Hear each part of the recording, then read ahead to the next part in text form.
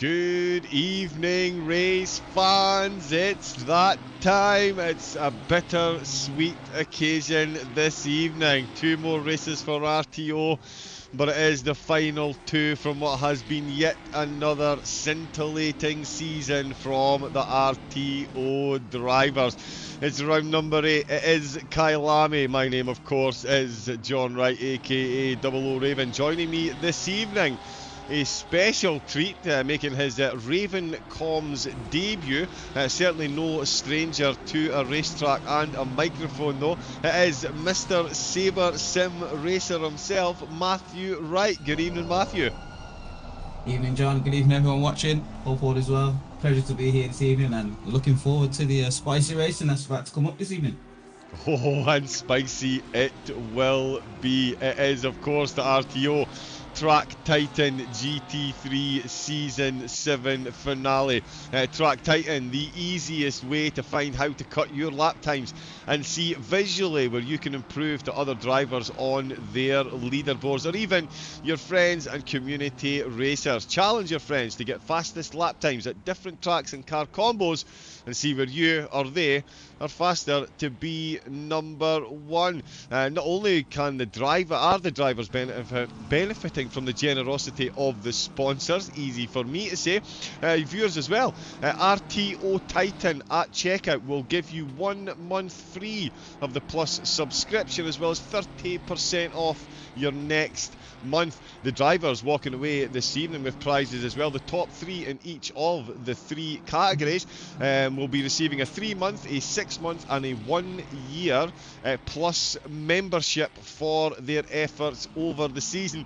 So we're going to expect the winners this season to be even quicker next season. What a season it has been. We're in for another absolutely incredible 2 races tonight, and some incredibly excited commentators in the commentary box. We'll take you through the standings as well, actually. I've jumped a bit ahead of myself.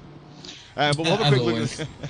As always, it's the excitement. Honestly, Matthew, I've said it to multiple people. These races tonight, the RTO races, we are in for a treat.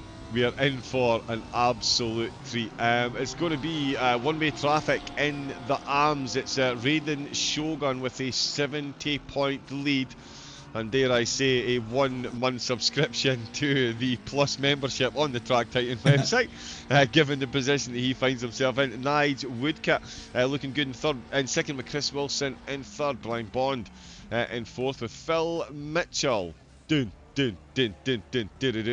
In fifth position.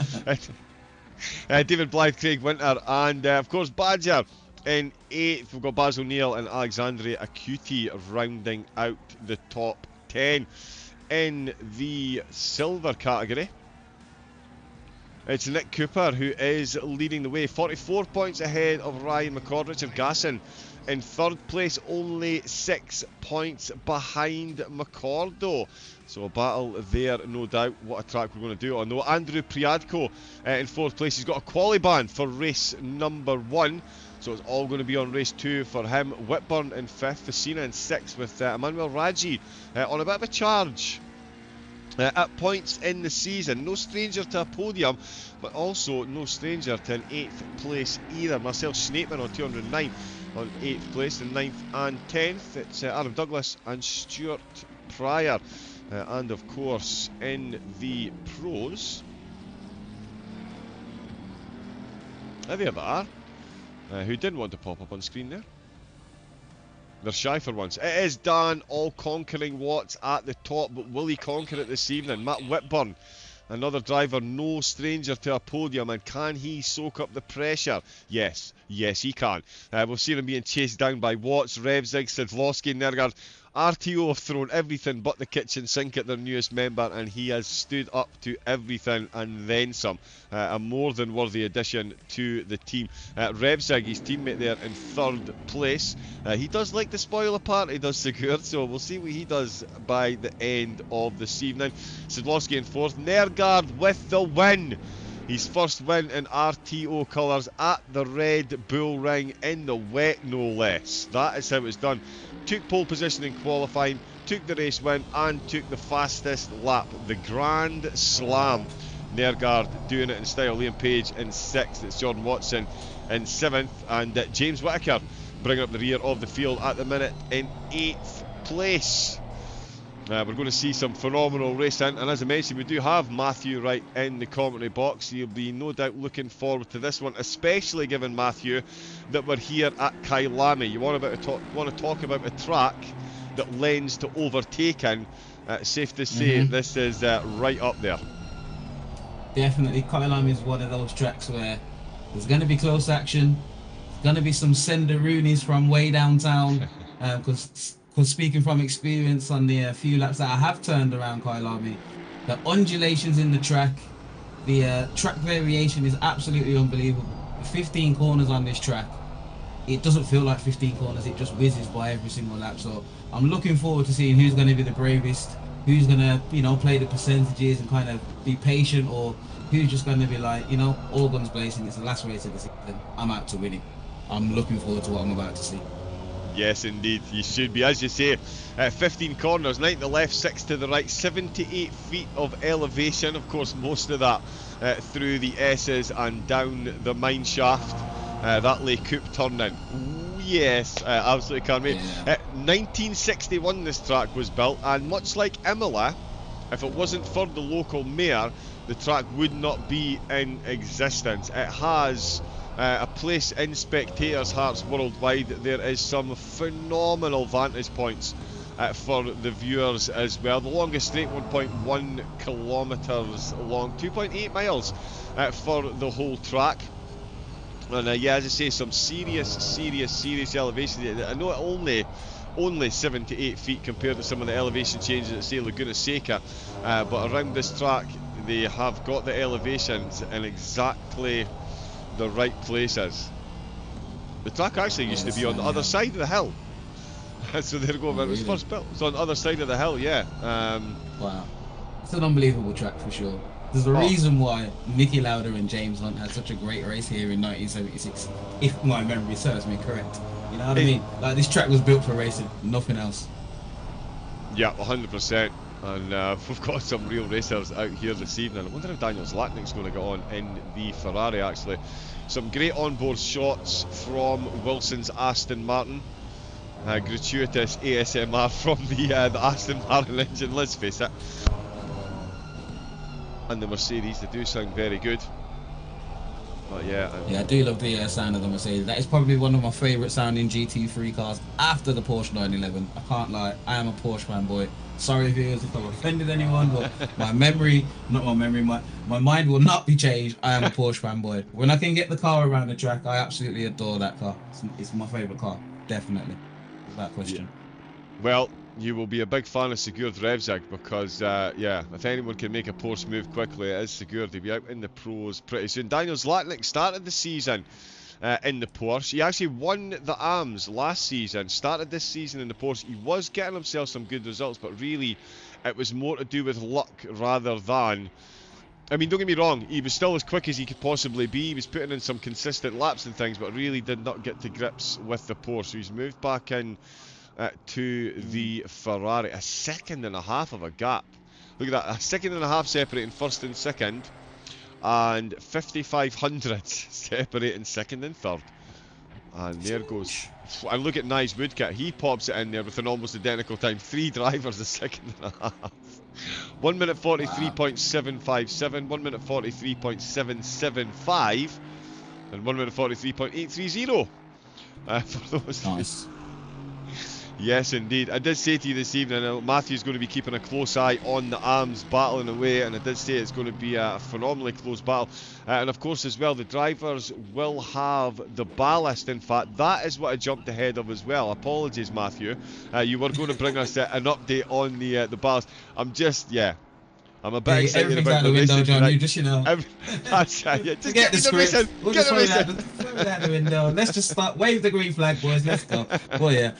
I'll give you an update on the ballast, guys. So there's no pit stops required within the championship, but the top 3 finishers in tonight's races will have success ballast applied for the second race tonight as follows: 30 kilograms for first place, 20 kilograms for second, and 10 kilograms for third. Normally, in the normal format, from what I'm presuming here, the top three would then obviously get ballast added for next week's race. But as there is no race next week, I'm presuming that may apply to race 1 of the new season. I don't know. John, You correct know, me if I'm wrong. you know what? With Joe, it just might. It just might. Nice. It just might. The drivers used to only get 8 minutes for quali, but he Okay. decided that was a bit harsh, so he upped it to 9. Okay. Oh well, he's very generous. Yep. Oh, Joe He's likes very to. generous. Yep. He likes to make you work for your races, and I tell you, what a season it's given us. The whole Yeah, season, it of sounds course, like he knows available. what he's doing. Oh, he really does. Oh, and he's a phenomenal driver as well as anybody. I was just about to say, yeah, on his Twitch as well, of course, Joe, on Twitch. Sorry, bring up the timetable so we can actually see the race 2 ballast from last week applied to this week. Wilson with 10 kilograms, Woodkit with 20 kilograms, and it's Shogun, of course, with the phenomenal performance last week, carrying 30 kilograms of ballast again, still within a second of the pole time.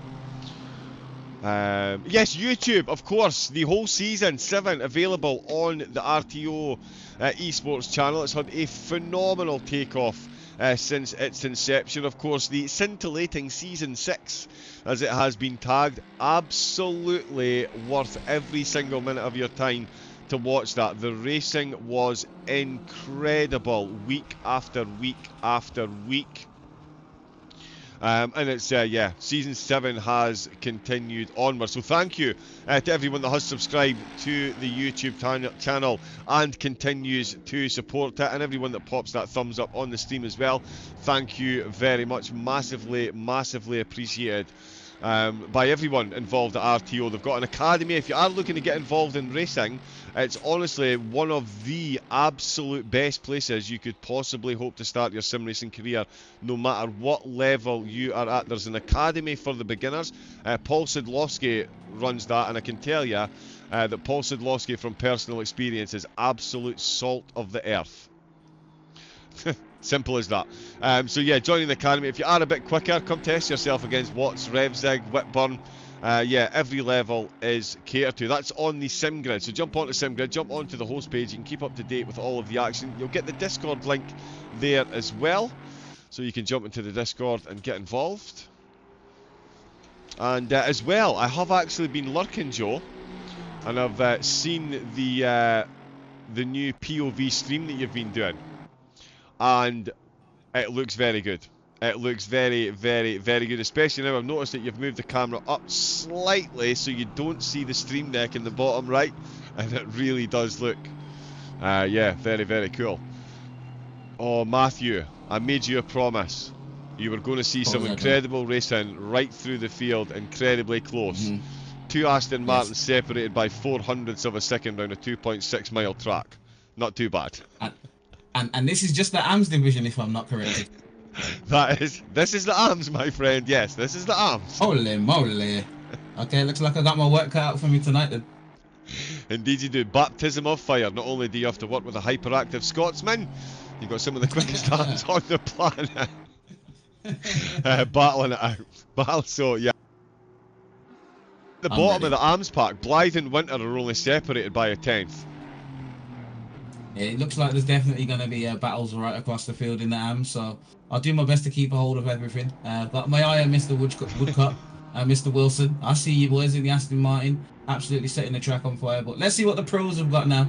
Let's see what the aliens, as we call them in the sim racing industry, are going to lay down in terms of lap time. I'm intrigued to see how the Audi's going to run around here, because when I'm sim racing, the Audi GT3 is currently my sim race car of choice. So I'll be having a look out for, is it Mr. Sadlowski? Let's see what the 122 car has got. I'm interested. Let's go. Yeah, he actually won race 1 of the season. Oh, right, okay. So yeah, encouraging. Paul, indeed it is. And it's certainly encouraging for the Aston Martins, despite the gift of ballast that Joe generously bestows upon those that dare do well in his championships. I do like to poke fun at links here, but everybody I'm does. I'm sensing a bit of a conspiracy theory here from Joe. Anyone who succeeds, we shall weigh them down, yes. Indeed. But yeah, the Aston Martins, they're definitely not for being slowed down. 30 kilograms of ballast between them. 10 kilogram split. It's actually Woodkip with the heavier of the two cars that is that 400s quicker. He's got 2 purple sectors as well, not too shabby. Wilson in the Aston taking purple in sector number 2. Almost 7 tenths back is Daniel, recently seen the light and moved back to the Ferrari Zlatnik. He's in 3rd place. He's ahead of Phil Mitchell, who's ahead of Raiden Shogun, the championship leader. He's got this one all sewn up, but he's also got 30 kilograms of ballast here. Certainly more detrimental here to his lap times than it was at the Red Bull Ring, given his back-to-back wins. But given Raiden's race pace, is he going to be bringing it to the Astons towards the end of the 25 minutes? Anybody want to bet against that? Didn't think so. We've got Winter, who is in 7th place, 2.5. As I say, Blythe and Winter down at the back of the field. Even they two only separated by 1/10 of a second. They absolutely know how to keep it close. There, oh, you want to talk about car sounds? That Audi, loving it. There, it really does. There is Sedlowski. Where is Mr. I'm seeing a bit of tactics here though, John, from the likes of Dan Watts and another 2 BMWs as well. They're all lining up in very orderly fashion, giving each other a bit of space, hoping by the end of the lap to catch a bit of slipstream, no doubt. So let's see how that works out for these 3. Dan Watts, Paul Whitburn and Ryan McCord, I think it may be. 3 BMWs seem to be working in tandem there. Indeed, yeah, these drivers, and you probably noticed it as well. Actually, if you looked at the track map there would be a whole lot of yellow flags at the end of the AM qualifying. That's because for some reason when you're on your way out the pit, sometimes you get a little yellow flag. All the pros and the silvers all lining up at the pit exit. So as soon as that minute ticks over, bang, they're all instantly following one another out. So yeah, they get right on top of one another. But yeah, as you say as well, it's a good bit of tactics because it can give you a nice bit of slipstream if you can use it at certain places. We've got, where is, what I'm looking for, sorry, give me 2 seconds, let me just have a look at this. Where has Nick Cooper gone? My apologies, Nick. There, I'm sorry, Nick. There we go. Yeah, bit of camera time for the championship leaders, and yeah, Nick is popped down at the bottom in the McLaren. Certainly had a phenomenal season. He's leading, of course, but multiple trips onto the podium and multiple wins as well. Four wins so far, and only twice he's not been on the podium and wasn't here for round number 3, so he's missed a round and still got himself a 44-point gap up at the top. So expect me to put it on the wrong camera a couple of times. The Audi's flying, John. The Audi's flying. Only 3 tenths off Whitburn. Oh wow! Half a second now off Nergard. Not bad, not bad. Oh, there's one of the BMWs. It was Jordan Watson actually in that BMW. He's just gone quicker than Liam Page. Matt Whitburn in the McLaren though has just been overtaken. Sorry, Ed, you're right. My apologies. I didn't see what's said. Ben Nergard. Yeah. Mercedes on fire at the moment. Yeah, after taking the win in race 1 last week, has that whetted his appetite for more? More than likely. And he's got no ballast for this race either. Of course, he had the ballast for race 2 last week. And look at that. The gap between the top 2 AMs is 400s. The gap between the top 2 pros is 400s. And can anyone guess? Can anyone guess what the gap between the top 2 silver drivers is? 400s. Correct. Yes. Do I get a prize? Yep, you do. What's that? You get front row seats to the best racing action on AZC on YouTube. I'll take it. Better than a slap in the face. Indeed it is, but that is all 3 divisions. The drivers are separated by 400s. I mean, to be fair, the pros is 4200s, so the AMs and the silvers are keeping it real, and Liam Page, having none of it. Oh, absolutely threw the script out the window there, did Liam. No, putting that but Ferrari on pole. Oh no, he's a 10th behind. 10th behind. Wow, he's going to 10th behind. Yep, Nergard's got purple. He's coming across the line. Is he going to go quicker? Of course he is! 300ths of a second now separate them at the top. Paul Sidlowski. Wait, what? Oh no, there we go. There's now 400 separating the top two again as Nergard and Watts. Jesus. You just cannot write this kind of stuff, John. You cannot write this stuff. This is why we love sim racing, guys. The margins are so fine. And it just makes you think what is going to happen in this race. Turn 1 is going to be extremely interesting in this race. Clearly, everyone has got the same kind of pace, so it's going to be an interesting first lap. Let's hope everyone stays on the track, keeps it clean and respectful, but we want to see some good hard racing, boys. I've got my eye on Mr. Refsik in the Porsche. He's just rounding the last corner now, coming down the start-finish straight. Is he going to be able to slap it on pole and absolutely throw the script out the window? Not bad, only two and a half tenths off pole. P5, we'll take that. Porsche gang, let's go. Team Porsche now, and I'm a massive Ferrari fan, so this is going to get awkward by the end of the night. We are supposed to remain impartial, John. Let's always remember. Yeah? But I'm glad you used the word supposed. You did use the word Exactly. supposed, so that's okay. But yeah, another phenomenal thing that you love to see. If we look at the top of the table, 8,500s separate the top three in qualifying. It's a Mercedes, a BMW and a Ferrari. Nope, it's a McLaren. Matt Whitburn, he's done with it. He's put almost 2 tenths. Wow. We may as well just sit here and watch them turn the laps until the last minute, because we're trying to call it as we see it, and these guys are just absolutely throwing the script out the window. I can't say that enough. Like, the level of racing I'm seeing here is rather impressive. Mr. Whitburn, can he get anywhere near that 139 mark? I know it's asking a lot, but as he got it in the bag to absolutely blow everyone out of the water, I'm interested to see who's going to respond next. Mr. Nergard's coming around the last corner in his Mercedes.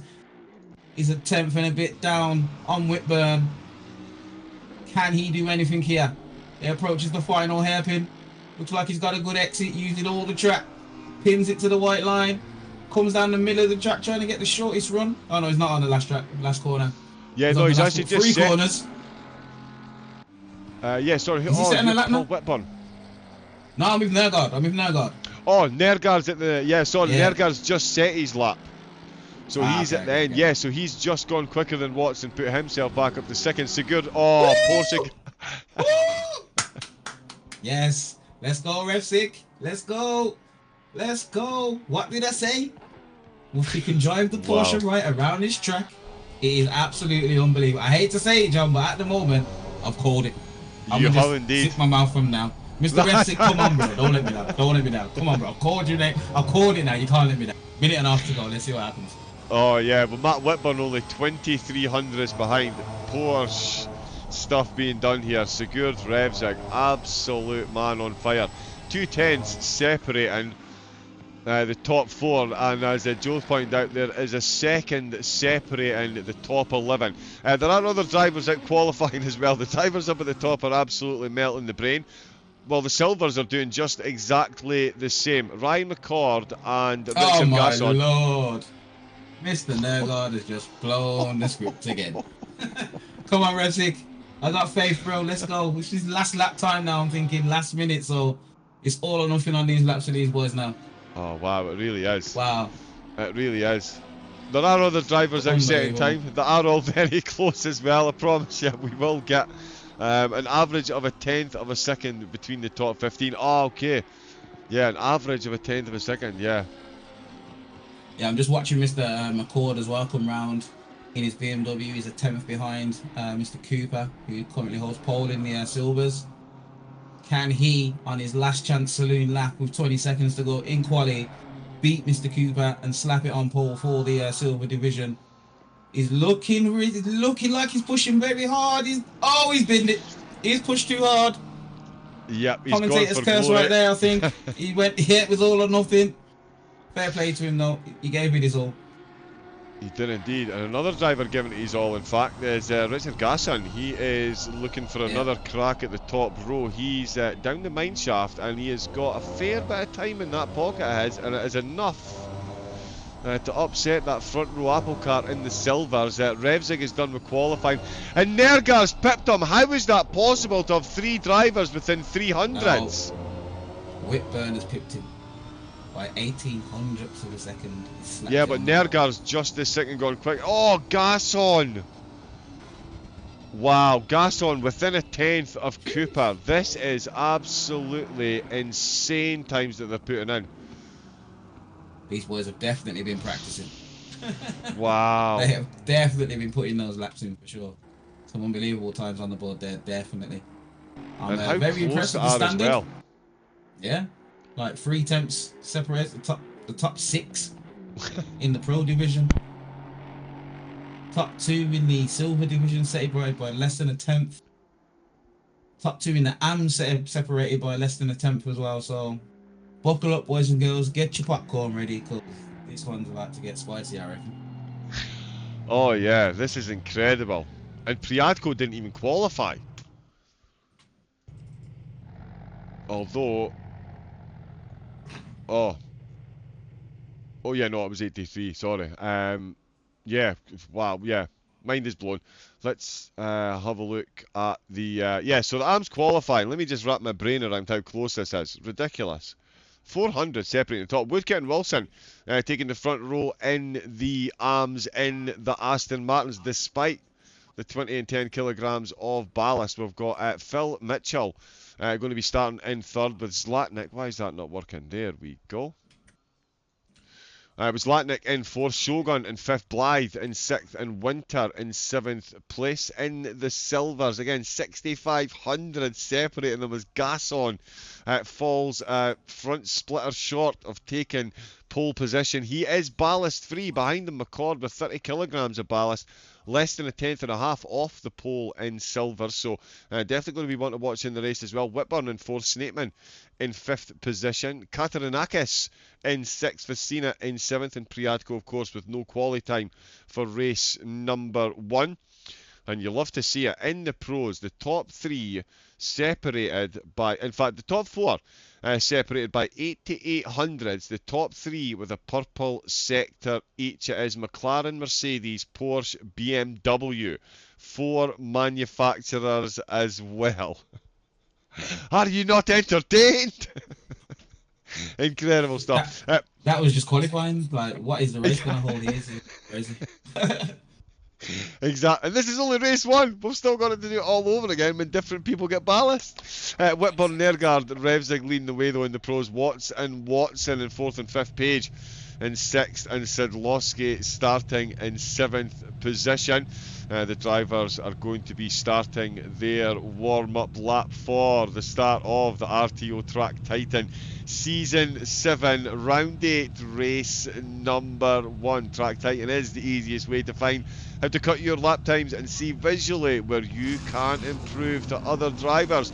Get yourself over to the website and use the code RTO Titan to get 1 month free plus subscription and 30% off your second month. Here we go again. Absolutely love it. All the races back catalogued. Make sure you go back and watch. Matthew in at the deep end is going to keep an eye on the ARMS. We'll get quick updates on that and we'll bring you live coverage of them as well, as of course. But we're going to watch it live from the front. Whitburn, Nergard, Revzig, Watts, Watson and Page into turn number 1. There's the finish line, there's the green lights, it's foot down, it's flat out, it's flying into turn number 1. It's a good start by the Mercedes, but it's a great start by the McLaren. Oh, and they've made contact on the straight there.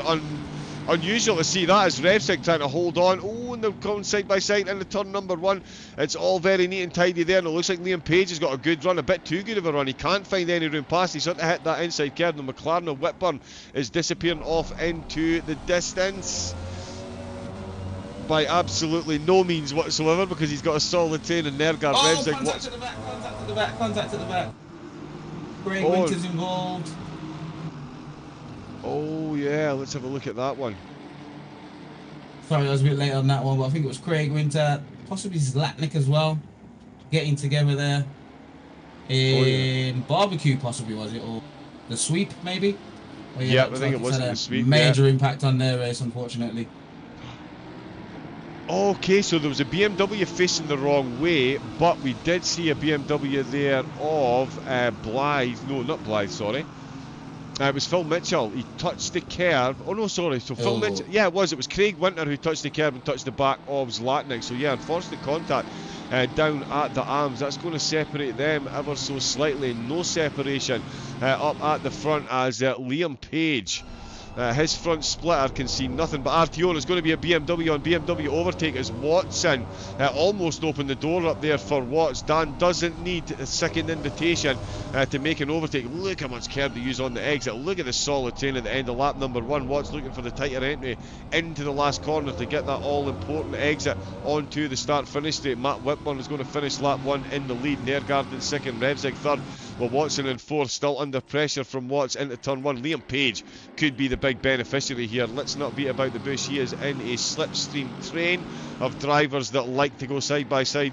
They're called RTO for a reason. Round the outside. They know how to get overtakes done. Oh, Liam Page full send up at the barbecue. Oh, no, he was not quite as close as I thought there. Sorry, Matthew, give me that again. So there's been some sterling first laps. Got to send a big kudos to Mr. Wilson. He's made his way up to P12 overall, so he's now leading the AMS and he's got himself ahead of 3 silver class drivers. So he's got a nice big gap to Woodcock, sitting back in P16 overall. Indeed, yeah. And Andrew Priadko in the silvers was on a quali ban for an incident in last week's racing. He's up 8 positions overall in the race. So yeah, starting from the back hasn't done him too much damage. He was definitely a contender for a podium. He's now going to go into race number 2 potentially with no ballast. I think he's hot favourite to bring the win in race number 2. Zlatnik and Mitchell down 4 and 7 positions. Nergard down 3/10 of a second on Whitburn, and sometimes that's all it can take. That's not what we want. That is the one we want there. We can see the Porsche Revzig still holding on. Oh, Craig Winter taking a fight. Oh, and that's a BMW gone awry. Big incident. That's Dan Watts. Oh, that's a big incident. Oh, that's a big shot. That's a big shot. Oh, and there's a BMW gone off as well. Just before the pit lane entrance. It's all kicking off on the second lap. Holy moly. That's some big beneficiaries there, John. Wow. Yeah, indeed. Yeah, that looks like Andrew Priadko. So let's see what happens with Watts. He seems to be all on his own. Oh, it isn't, is it?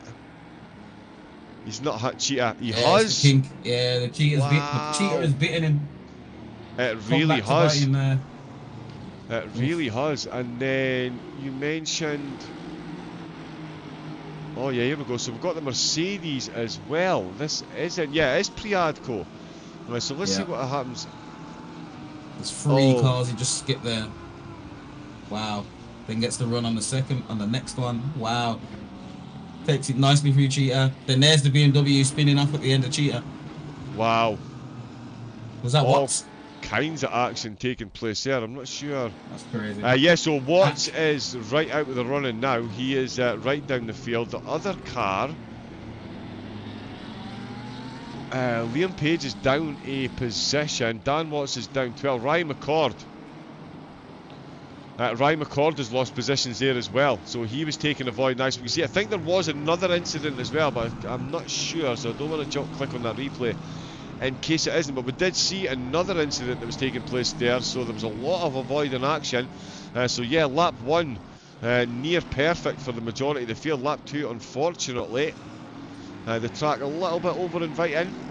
Oh, the Aston Martin runs deepest. Marcel Snapeman going to make a very easy position, and Nige Woodcock as well is going to make himself an easy position at this rate. Trying to make his way back through the field is Nige. Still in second in the arms. He's got Shogun though, who is up multiple position in the arms. Raiden Shogun, I did say he could get it done in quality or the race. The 30 kilograms of ballast. Despite that, he is up onto the podium in the arms, Matthew. So he in that Mercedes. There's a very good reason he's leading this championship, and we can see 30 kilograms of ballast, smooth as you like, and he's already up on the podium while avoiding all the chaos. Yeah, that's the kind of sim racer I like to see. Someone who knows he's got it all in the bag. He just needs to play the percentages, don't take any risks, bring the car home, and enjoy the championship win. Kudos to Mr. Shogun, showing some excellent racing knowledge and racing skill on display here tonight. Kudos to him, man. Great display so far. Indeed, yeah, like you say, it's one thing to have pace or consistency, but the race IQ as well. That goes a Yeah. massively long way to bringing you home championship wins. We're on board with Jordan Watson as he looks to get himself on to the podium, although we'll jump on with Liam Page because he has given Paul Sidlowski a whole heap of trouble. Let's see what the splitter cam on the Ferrari looks like. Terrible, so we'll jump on the wing cam. Oh, the Audi opening the corner up there. Actually, Katanarakis has just been overtaken by Woodcote, so the AM driver, he's going to be a worthy inclusion to the Silvers next season. Craig Winters is retired to the pits, 10 seconds for a lap 1 incident there. Vecina finds himself behind Blythe. Zlatnik and Mitchell still down the field. Watts caught behind this battle as well. Not so much a battle actually. He's got himself back ahead of Shogun. We've seen Shogun already. He won't get in the way of any of these Silvers in the pros if he doesn't need to. If he needs to hold his position, he will. In this instance, doesn't need to. He's got this podium in the bag. I will aim to update the championship standing. Race 2 finishes. Nice. Yeah, we'll be able to bring that. Oh, look at the pace of that Ferrari out of barbecue. Heading into sunset, it could be good night for the Audi. They're going to go side by side, as you do, into one of the fastest, most trickiest corners on the track. Sidlowski right up on the curb. The Ferrari really poking his nose in there. He wants this position. They are going to go side by side on the exit to turn 10 down into the S's. It's still the Ferrari that is behind. It's the Audi that's leading the way. Great defending by Sidlowski. Oh, both of them hitting that curb there. Sidlowski really unsettling the car far more than Page did, but that has separated them a bit. Let's see what's happening with Dan Watts. You can see the Aston Martin of Katanarakis in front of him. Oh, look at that. Gets it done. Down through the S's, or does he? Into the Cooper. Suddenly going to see an Aston Martin appear behind the track tightened liveried RTO BMW, and down the mineshaft that is it. Watts back up to 13th place overall. He has now got AM protagonist Nige Woodcote ahead of him. Woodcote got 2.3 seconds to make up to Schneepman, who's trying to get himself onto the podium. Priadko, despite having to take that, he has taken a bit of damage. He's going to need to watch his track cuts actually, but he's got himself up onto the podium. So yeah, no qualifying has really gone in his favour. Jordan Watson is on fire at the minute. That is Paul Sidlowski. That is Jordan Watson. He's just set the fastest lap of the race, and he is, wow, really giving Segura revs like something to think about there. We can see just how close the BMW driver is getting into sunset once again. We're seeing some very close action, and Revsig has got right back in. Oh, never mind. Let's have a look at Nergard. Is he going to go for it? He's getting very close. Where do we even look? Up at the front. Yeah, Jordan Watson picking up the fastest lap.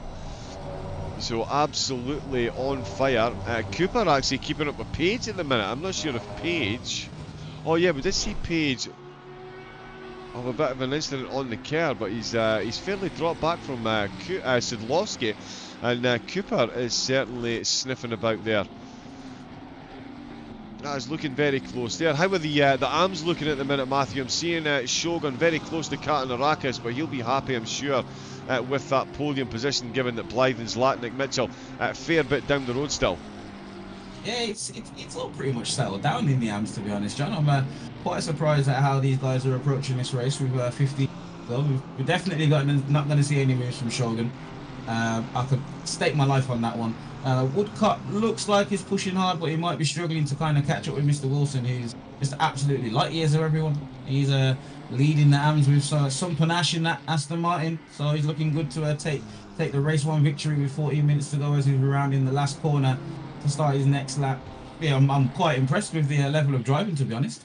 I'm going to keep my eye on Woodcote though, because he's got a couple of faster drivers approaching him in the silver class, so he might get a little bit swamped there and stay with Mr. Shogun. So, but other than that, it's all fun and games around here.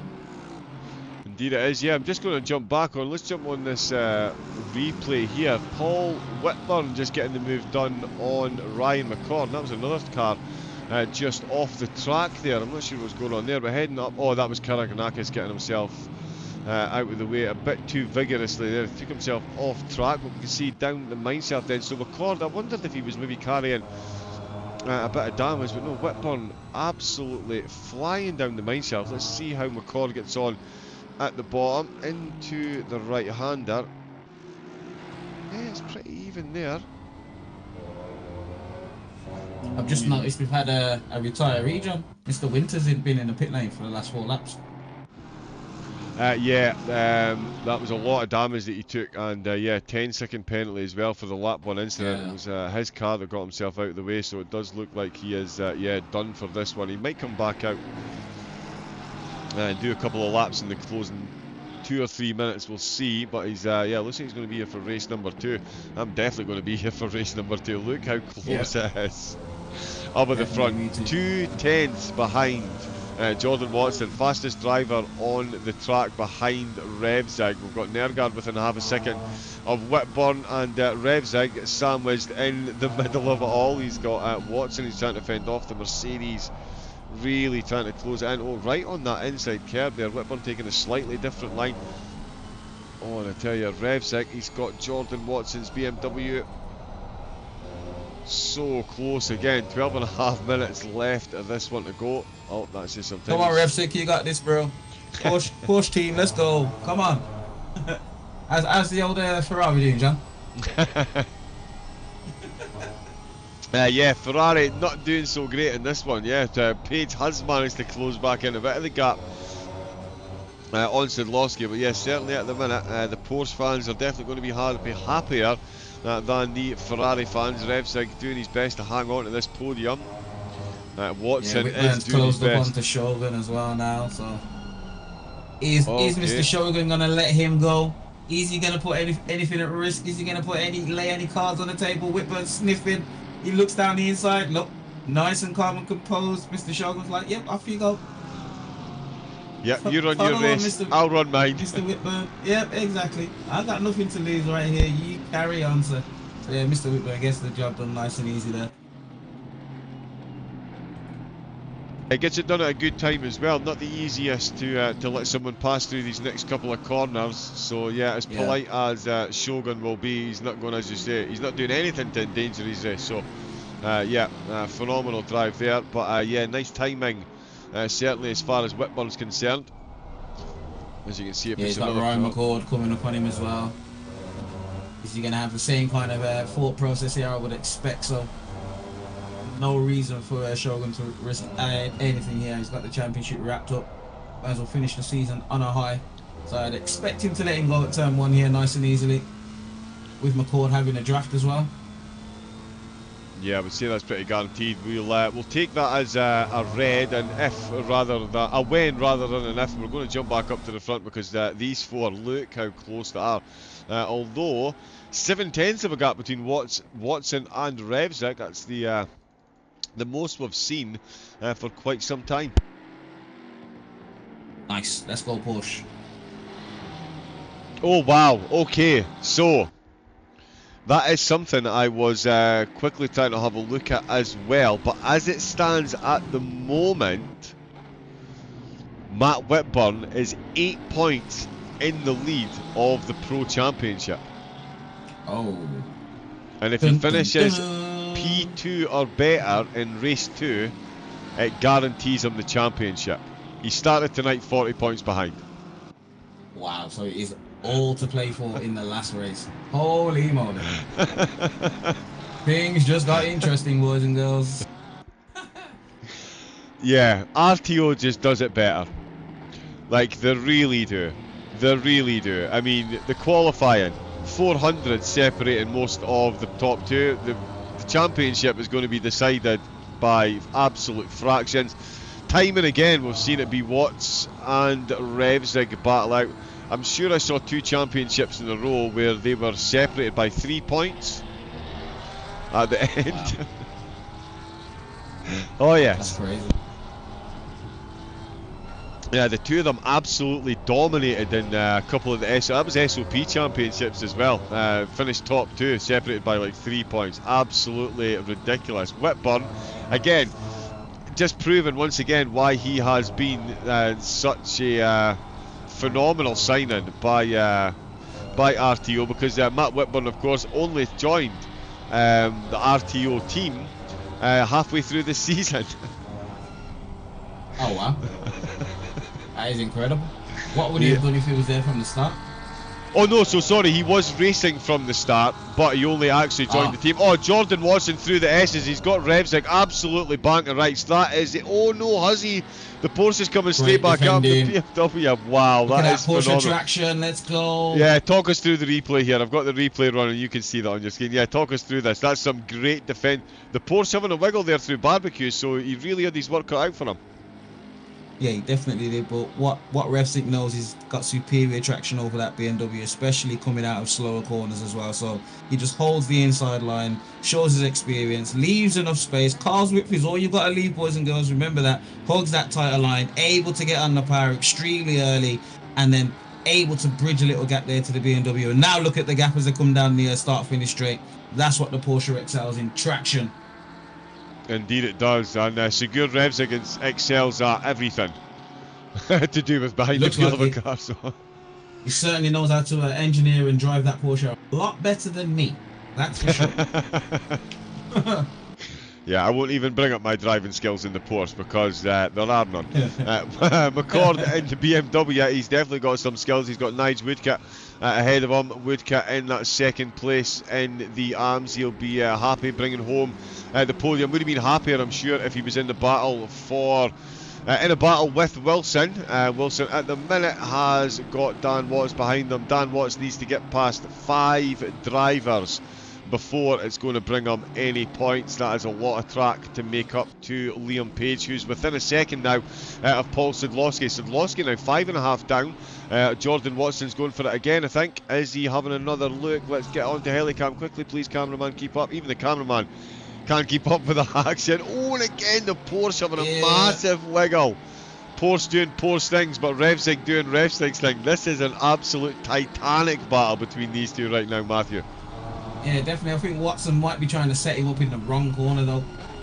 Maybe he should try to look to get him on one of the faster corners, but again with Kailami, it is tough to pass, but there are passing opportunities. Just gotta position your car at the right place at the right time. But Revsig doing a sterling job placing that Porsche exactly where it needs to be at exactly the right time. Shogun and Woodcock.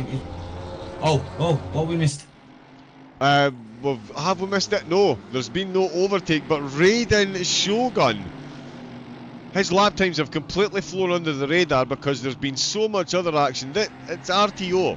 It's all through the grid, constantly, race after race after race after race. Season 6 is all on YouTube. This is all on YouTube. Yeah, make sure you go back and watch it between now and the next season. Oh, we got Blythe making a pass on Mitchell. He gets it done. BMW on BMW. Nice little move there from Blythe. Will Mitchell respond? Oh, they're going for it. Mitchell's going on the left-hand side, on the outside. No. He's backed out of it. Smart decision. Is anyone going to send it coming into Cheetah? Good action right across the grid, as you say, John. Some unbelievable driving here right the way down to the arms. I'm very impressed, I must say. For my first time being here, it's been some entertaining action, and we've got one more race to go. So, wow, let's keep this going, boys. Yes, indeed. Oh, phenomenal drive between the two BMWs there. We just got a quick replay of some of their action down the mine shaft. Oh, and into turn number 1. Has Blythe got some slipstream? Oh, he's going for a... Is he going for a big send-up? Oh, no, he's staying out of the slipstream. Yeah, where do we even look now? Wilson is still leading the way. Watts is now ahead of him. Woodcock and Shogun are now separated by about a second and 10 kilograms of ballast. Yes, 10 kilograms of ballast and weight separated the two of them. Jordan Watson, he's half a second away from a podium. That half a second, though, is the rear splitter of one Sigurd Revsig. And yeah, I was going to say, if there's one driver out there on the track that can soak up the pressure, it's pretty much all of them. They have done all season. Yeah, it's incredible. The defending, the overtaking, absolute race IQ 200 right through the field. You don't envy anybody trying to get an overtake done. Jordan Watson, though, he's certainly not giving up the hunt, and he's got the fastest lap of the race so far with a 1 minute 41.095. Which is incredibly mind-blowingly impressive when the commentator finally does take a look up at the track temperature to see it's at 42 degrees. I hadn't actually taken a look at that. I have to admit, with everything being so close, I hadn't even once looked at the track temperature, and that's usually something I pay close attention to. So that shows you close out. Even myself, I'm shocked I didn't notice that myself. Makes me wonder how are these boys tires feeling with a track that is basically cooking them with every single corner that they are turning. So yeah, we're not seeing many slides though. We haven't seen anyone spin yet. I don't want to put the kids to death on anyone yet, but we haven't seen anyone set up spin yet. So maybe the tires are holding out pretty well. We've got the pressures correct from the scenes of it. Yeah, they certainly do. There is going to be a difference as well. So this is 2 o'clock local time. Race 2 will be 7 p.m. Local time, so there will be a bit of a difference in the temperature. We'll see how the Audi does. 25 minute air temperature is 32. Oh, of course, air temperature, yeah, especially at a track like Kyalami, because it's so far above sea level anyway. That 7 to 8 feet of elevation change really does take effect.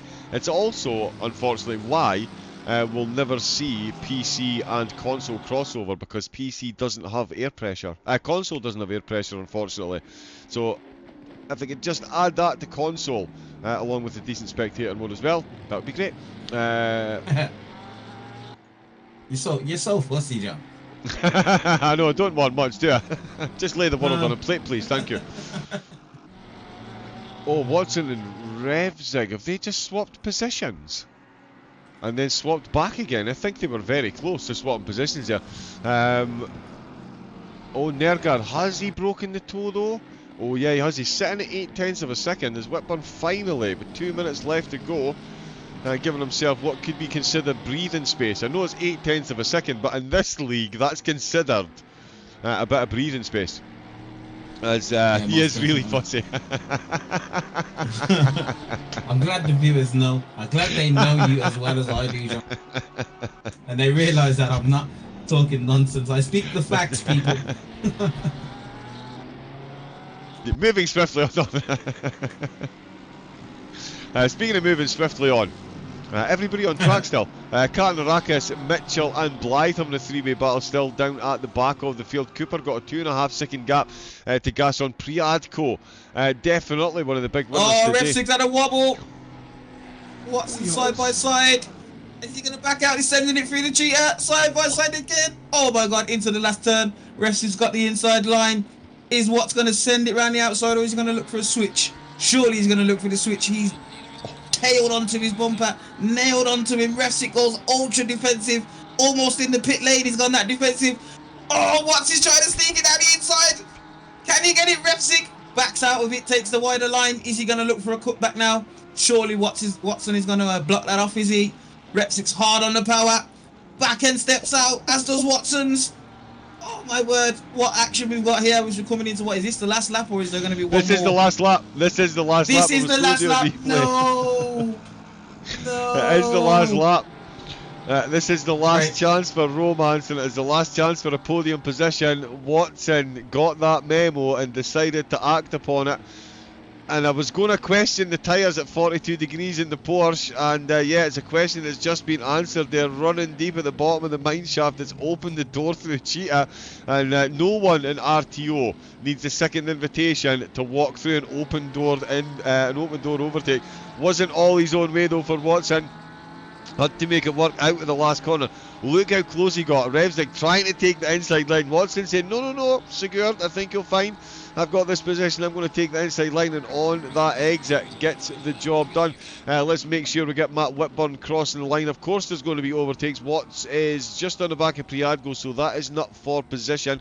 Katanarakis, Mitchell and Blythe still having a three-way battle. Matt Whitburn now only has one corner to battle with as he comes across the line to bring another race victory. Put himself 8 points ahead of the championship, and now only needs second place and only.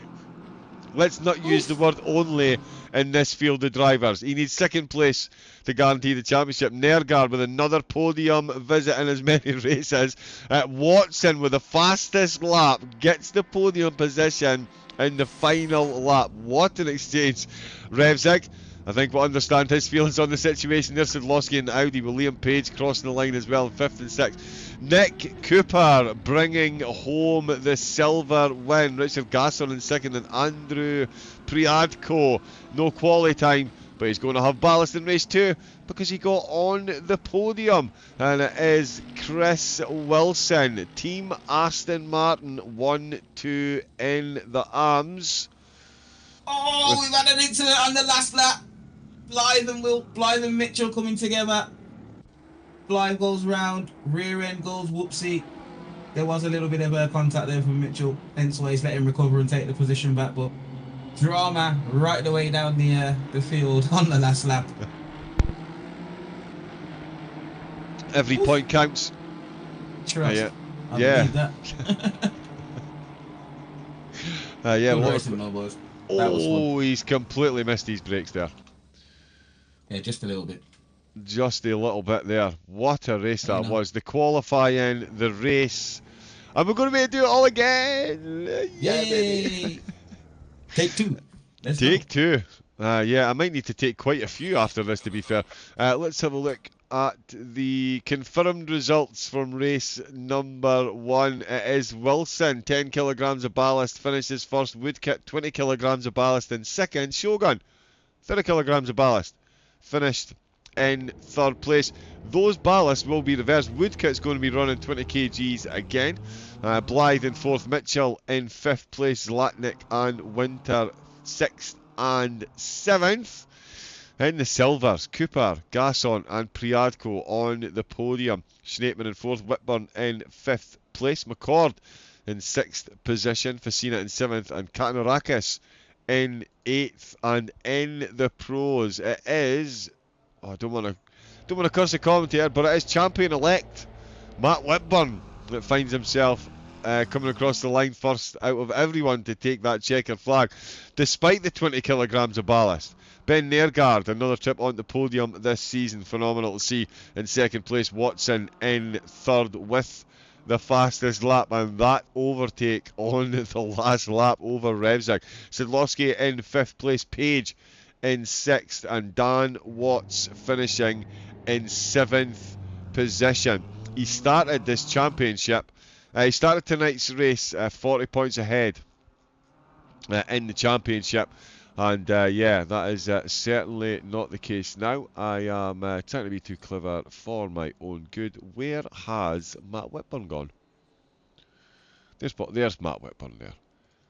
Excellent. But yeah, Kailami delivers once again, it's safe to say, Matthew, and I can certainly say the RTO drivers absolutely delivering once again. Yeah, welcome to RTO and commentary at Ravencoms, my friend. Yeah, it's definitely been thrown in at the deep end kind of thing. But to say I'm enjoying it so far is an understatement. Some fantastic action going on there. I was a little bit gutted for Revzig losing that podium on the last lap in such a fashion, just through the slightest mistake. But just goes to show that these boys are at such a level that if you make the smallest of errors, they will capitalise on it and will pull the rug from underneath their feet. So I'm sure Revzig is not going to let that happen too. But most interestingly, this battle for the overall championship win is going down right to the wire. No greater fashion you could ask for a championship to end. So let's see what these boys have got, and let's hope that there's no major incidents, and let's hope that we get the same level of racing that we got in the first race. Indeed, yeah. I think all those hopes are, yeah, definitely going to be answered. The track temperature will be down a bit, so the drivers have a bit more grip and a bit more rubber left when it gets to the end of race number 2. One can only hope. Temperature's running in 6 I degrees, think so that difference in track temperature might catch a couple of them off guard. So let's hope they're using this free practice period to, you know, just go and put the feelers out, turn a few corners, just see what the track state is going to be like, how the tyres are going to respond. You know, there's a lot of information you have to take on as a sim racer. We might sound like we're real life drivers, but sim racing is that damn accurate. Like, data that you get and the response and the feel that you get through your wheel and pedals, etc., and what you can see on your screens is unbelievable. Technology these days is amazing. So for me personally, I will be on that track right now, just turning a few corners, making sure I'm ready to go all guns blazing race 2, because this is it, boys. After this, no going back. indeed, yep. We'll jump on board with Katarakis. In fact, what I'm going to do, sorry, I meant to do that and that is going to be race number 2. It will be the final race of the season. That's disappeared there. It is the RTO Track Titan GT3 Season 7, of course. And that is stuck. Track Titan is... There we go. The easiest way to find out how to cut your lap times and see visually where you can improve to other drivers on their leaderboards, or even get your friends, or even your friends and community racers. Challenge your friends to get the fastest lap times at different tracks and car combos and see where you or they are faster to be number 1. The drivers this evening that win can finish first, second and third in their respective championships will receive a 3, 6 and 12 month plus subscription to the Track Titan service, and you the viewers as well can take advantage. RTO Titan at checkout will get you 1 month free of the plus subscription and 30% off your next month. So massive thank you to Track Titan for sponsoring the season. Thank you for the prizes and the code. So yeah, jump over to the website, and as you can see, not only ACC, iRacing, rFactor 2 and F1, all your sim racing needs covered by the phenomenal Track Titan telemetry. So yeah, get yourself over there and get faster. Like we need the drivers here getting any faster, Matthew. Yeah, it's not filling me with much hope. I've seen the levels of these boys, right? It makes me feel like I've got a hell of a lot of work still ahead of me. Crazy. Indeed, yeah. Indeed, right the way through the field, it has been some just absolutely outstanding action right through the field. Let me just bring that up as... Oh, that's for the host page. Of course, yeah, if you do want to get involved in the racing, and let's face it, why wouldn't you after what you've seen tonight and for the rest of the season? Get yourself out here and get yourself involved. Jump yourself on over to the Sim Grid host page for RTO. From there you'll get the Discord link as well. Jump into the Discord, get signed up to the Academy if, like me, you are a learner. No better place to learn the craft that is sim racing. From personal experience, the way Joe teaches is absolutely incredible. His understanding of every millimetre of tarmac on a track is incredible, and the way he imparts that knowledge is phenomenal. It improved my lap time at the Nürburgring by 6 seconds. I could struggle to get under 2 minutes. After Joe's tutelage, I was in the 154s. High 54s, low 55s at the Nürburgring. So yeah, get yourself on, get yourself involved. Paul Sidlowski runs the Academy, and he is absolute salt of the earth, people. Incredible driver. He's won races in the pros. We've seen what he's just done in the Audi, and of course you can watch Joe himself. His new POV sim racing setup is absolutely incredible. So make sure you jump on over and yeah, give Linksy some support as well. You will enjoy his streams. And as I say, yeah, the new POV stream that he does, it looks very, very, very good indeed. It is indeed. Yep, just about to jump on. I was actually looking for Bloodwolf. I am here to support my new teammate. Good evening to everyone else in the chat as well, by the way. Let me just bring up some cars on track. Again, there's been that much going on. There's a few things slipped between the cracks. Apologies everyone at home. We've had lots of people in the chat. Brian Bond, I know Brian, sadly not racing this evening. I had noticed that. Don't get to laugh at me hitting the walls, Brian. I did notice though, just as you were typing in the chat to say hello, it was one of your overtakes from last week that was on the highlights. So yeah, that brought a smile to my face, I'm going to be honest. The new POV, we had Brian Bond was in the chat. AMs are the best, indeed. Sorry not to be racing, it's the first race I've had to pass on.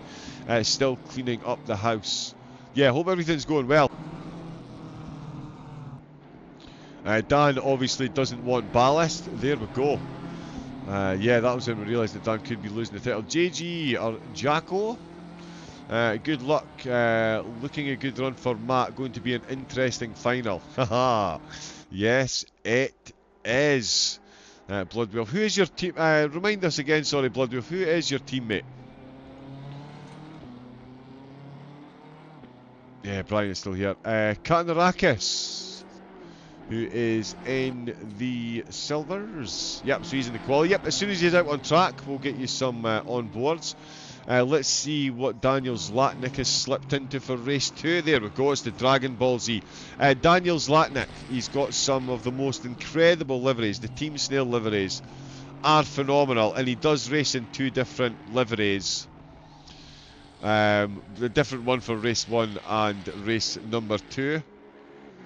And okay, we're going to use Forbidden Chase Cam. And even on his Porsche, actually, Matthew, on the back of his Porsche livery, because I'd given such huge compliments to the liveries that the team had, they'd actually put a Hello Raven on the rear bumper of the Porsche. Nice. It's amazing what these livery designers can actually come up with and put on a car. The skills are incredible. Amen to that, brother. I've tried liveries, I've tried driving, I'll stick to the driving, thanks very much. Yeah, I can just about manage to drive. I've not got enough talent to design a livery. The creative juices just don't flow enough. I get livery block. Have you ever heard of writer's block? I get livery block. That's it, livery block, yeah. It's not even just that, the actual, the method to doing it is incredible. Yeah, the way they actually do it. Degree in graphics. It's crazy. Yeah. Yeah, and multiple software programs. Let's see what we've got. Wilson, the Aston Martins are at it again. I think somebody forgot to tell Wilson he's got 30 kilograms of ballast. Or is this kind of like a Roadrunner Wile E. Coyote type thing where you run off a cliff, somebody hands you a book explaining gravity and then you fall? I think that's down to the cooler track temperatures bringing us these faster times, I think. Oh, actually, yeah, indeed, yeah, massively down, a whole 10 degrees and back down to 32. And it's amazing as well, because normally 32 would be considered hot, but when you've just been at over 40 degrees, then yeah, 32. Although air temperature is only down by 3 degrees. So yeah, as Joe pointed out, the air temperature will have a bit of a factor. We will see them go a bit quicker, obviously. It is down 3 degrees. Oh, there's Zlatnik going quicker already. Rain Shogun popping his nose up into the front 2 rows, but certainly Daniel Zlatnik up onto row number 2. We'll see how long that lasts for, because Craig Winter is still out, and it's actually Nige Woodcut in the Aston Martin that I was looking for. 2 wheels on the gravel.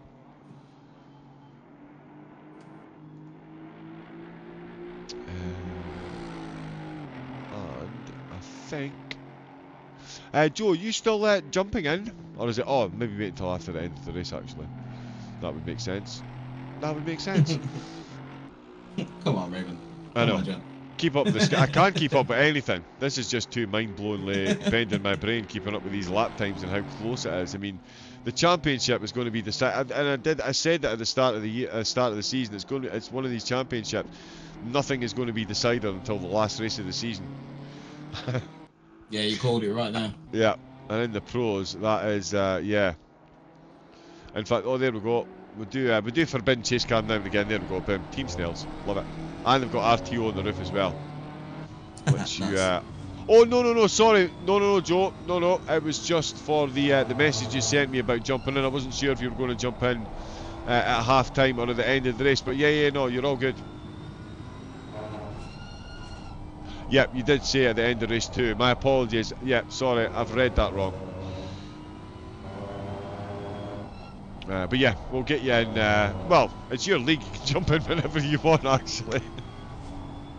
But yeah, no, I do know you want to say a few words at the end of the show, so we will absolutely get you in for that, and we'll have the final championship. Raven's gone up for P2. Well, 2.5 tenths behind Wilson.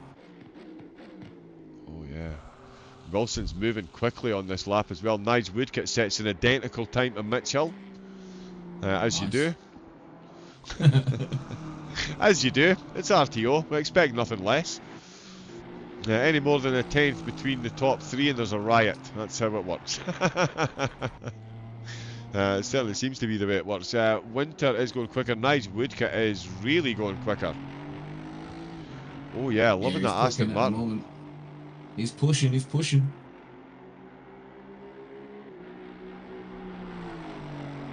Excellent. Yep, Joe's going to join us. He's going to get the leaderboards all updated. As he does, but yeah, we'll stay on board with Nige Woodcut because he is moving very quickly. As Matthew was just pointing out, that is a lot of time. Wow, he's found even more. Or has he lost it again? Oh, he had another 210s there. Oh, wow. There's definitely more time in that Aston Martin. Can you just clean up that last sector a little bit, then could find himself in a good position for the last race. Yeah, he really could. He really could. Wilson has done really well this season.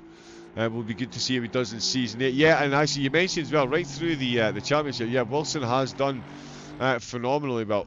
Yeah, I mean, yeah, you can say that about absolutely all the drivers. It's been an incredible season right through all 3 of the divisions.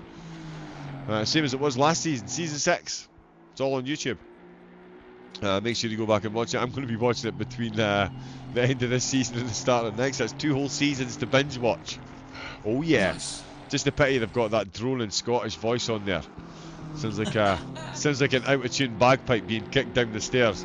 But we're Put it on mute, mate. Simple as. Problem solved. solved. Problem solved indeed.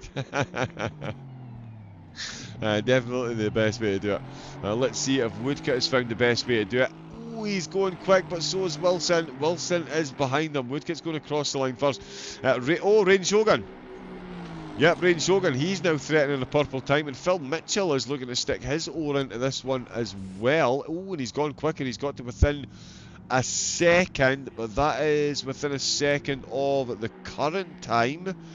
That may be about to change. Nah, that was too many wheels on the gravel. Rain Shogun looking to go purple. Chris Wilson is purple. Nice Woodcut was purple until those 2 wheels hit the gravel. He is going to go... Oh, 2 tenths down, unlucky. And only 1200s behind Shogun, who is now going purple. Wilson back into the pit, so he's done with qualifying. Shogun through Cheetah again, 2 wheels on the gravel. Pushing. And there goes those 210s, although he's found it back again. Is Raiden Shogun going to do it? Is he taking pole position on the last race of the championship, or is Wilson going to hold on to it? And Aston Martin 3300s. Oh. Damn, it doesn't get much closer than that. Jesus. That is insane. Absolutely insane. I can't even get the camera to work. There we go. Please put it on Chris Wilson in pole position in the arms and let me catch my breath a moment. Woosa. 3300 separating the top 2 in the arms yet again. And it is the 3 with the ballast, but this time it's 30, 10 and 20 kgs Woodcut. Not carrying the heaviest of cars, but finding himself in 3rd place. Half a second these 3 are ahead of the unballast Ferrari of Daniel Zlatnik. Phil Mitchell in 5th place with Craig Winter behind him. Daniel Blythe at the back of the arm pack for race number 16 of the season. Okay, so it's the race. I know someone's going to... Yeah, so it's race number 16 for the pros and the silvers. The arms are on 14. I think. Someone saved me. 14. 14 races they've done because they're, slightly different format for rounds 1 and 2. But there we go. Technicality. But yeah, Blythe, Winter, Mitchell, Zlatnik, Woodcut, Shogun and Wilson all setting times. It is now the turn of the pros and the silvers to do so. It is 14 races, yep. I just need to make Katanarakis his livery. Okay, not quite getting it done. There is Vasilis Katanarakis. If I am pronouncing his surname incorrectly, please do feel free to pop some suggestions in chat. As they say, never correct a fool, it will anger them. Instead, correct a wise man, because he will thank you for the knowledge. Never You was and a your truer word. antidotes. Never was a truer word spoken, though. Never was a truer word spoken. But yeah, if I do ever get anyone's name wrong, yeah, feel free to pop a correction in. Yeah, another phenomenal qualifying session from the ARMS. It's now down to the pros and the silvers. And yeah, all eyes on Matt Whitburn and Dan Watts. One of them has the championship within their grasp. One of them has ballast on their car. The other one has neither at the minute. Well, yeah, no, that's maybe a bit brutal. I think Dan Watts still kind of does have his one hand on the championship-ish. It is close. I don't know, John. In these kind of moments, it could all go wrong at turn one. There's a lot of pressure on this race now, so both Mr. Watts and who was the other guy, sorry? Matt Whitburn. Yeah, Matt Whitburn. They're really going to be feeling it now. Even this early in qualifying, they're really going to be feeling the pressure. So hopefully they can get into the zone and provide us with a good race. But it'll be interesting to see if any of them do actually crack under the pressure. Well, they've just set the fastest 2 times in quali so far. There we go. There we go. It's starting already, boys and girls. They are sending messages subliminally to each other through the form of lap times. They really are. Is Whitburn in the pits now? Whitburn's jumped into the pits, yeah. So yeah, the tyres, pressures, maybe the pressure, maybe putting a bit too much fuel in for the quali. It is. Oh, Dan. So yeah, as well. Dan needs the fastest lap as well. Oh, does he? He needs the extra points. Wow. Yes, he does. Yeah. So I miscounted. Sorry, going into this race, there was only a 15-point difference between Whitburn and Watts. So Whitburn is now 8 points ahead of Watts. Yeah. So Watts needs a win and the fastest lap. But I think if Whitburn finishes second or better, it's a done deal. Whitburn walks away. Watts has taken another 4 tenths off his time, extends his lead to 6 tenths now. Sadlowski goes P2, 6 tenths behind Watts as well. So P2 and P3 separated by what, 9 hundredths, 8 hundredths of a second. It's getting spicy. It really is. Nergard with a 1 minute 41.4, and it's only good enough for 7th. Nope, he's just gone quicker. He's just gone ahead of Revzig in the Porsche. Revzig 9 tenths with a 3 thousandths of a second separating Revzig from Nergard. Pretty close in the silvers as well. 3 tenths from P1 to P2, and then another 10th back to P3. So those boys are pushing hard as well. Final race. Yep, they really are. McCord, Whitburn and Cooper. Cooper, of course, the championship leader in the silvers. Oh, Richard Gasson. Lamborghini there, yeah. And again, look at Gasson and Wilson. Actually, look at Wilson's time. He's only 7 thousandths behind Gasson. Very close. Very close. Cooking tonight. He's doing really well, isn't Mr. Wilson? Raiden's up there in P2 as well.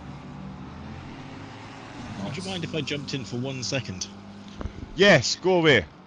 I would like to throw a little bit more jeopardy into the mix. So there is a 7-point gap between Dan Watts and Matt Whitburn for the title. So if Dan Watts wins and gets the fastest lap and Matt finishes P2, they finish level on points in the championship. So then it goes down to who's won the most races.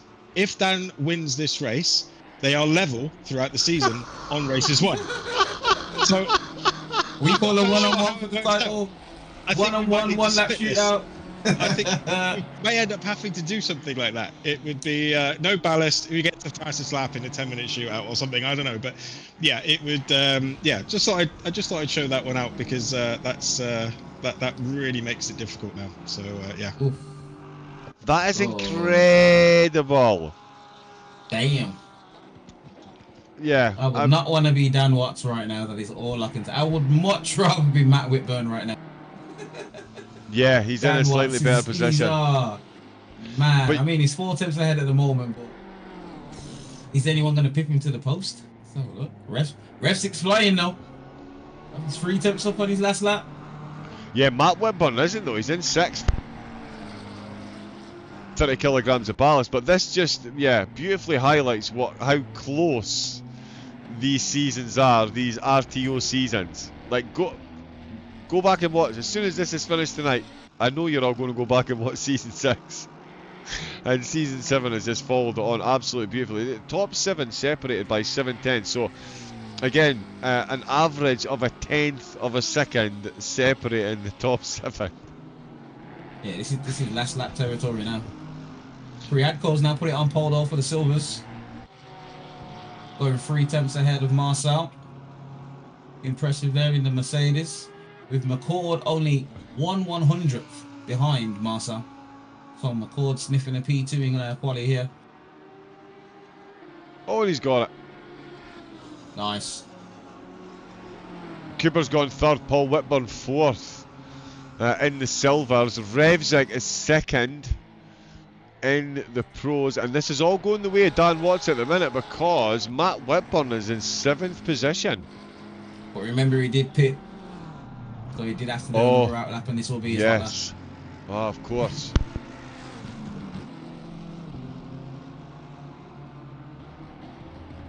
Yeah, well spotted. Dan really put it in the latches. It really is. It really is, isn't it? It absolutely I'm sitting there is. just praying for Whitburn. Like, what are you gonna do, son? I'm sitting here with my legs crossed, fingers crossed, and everything.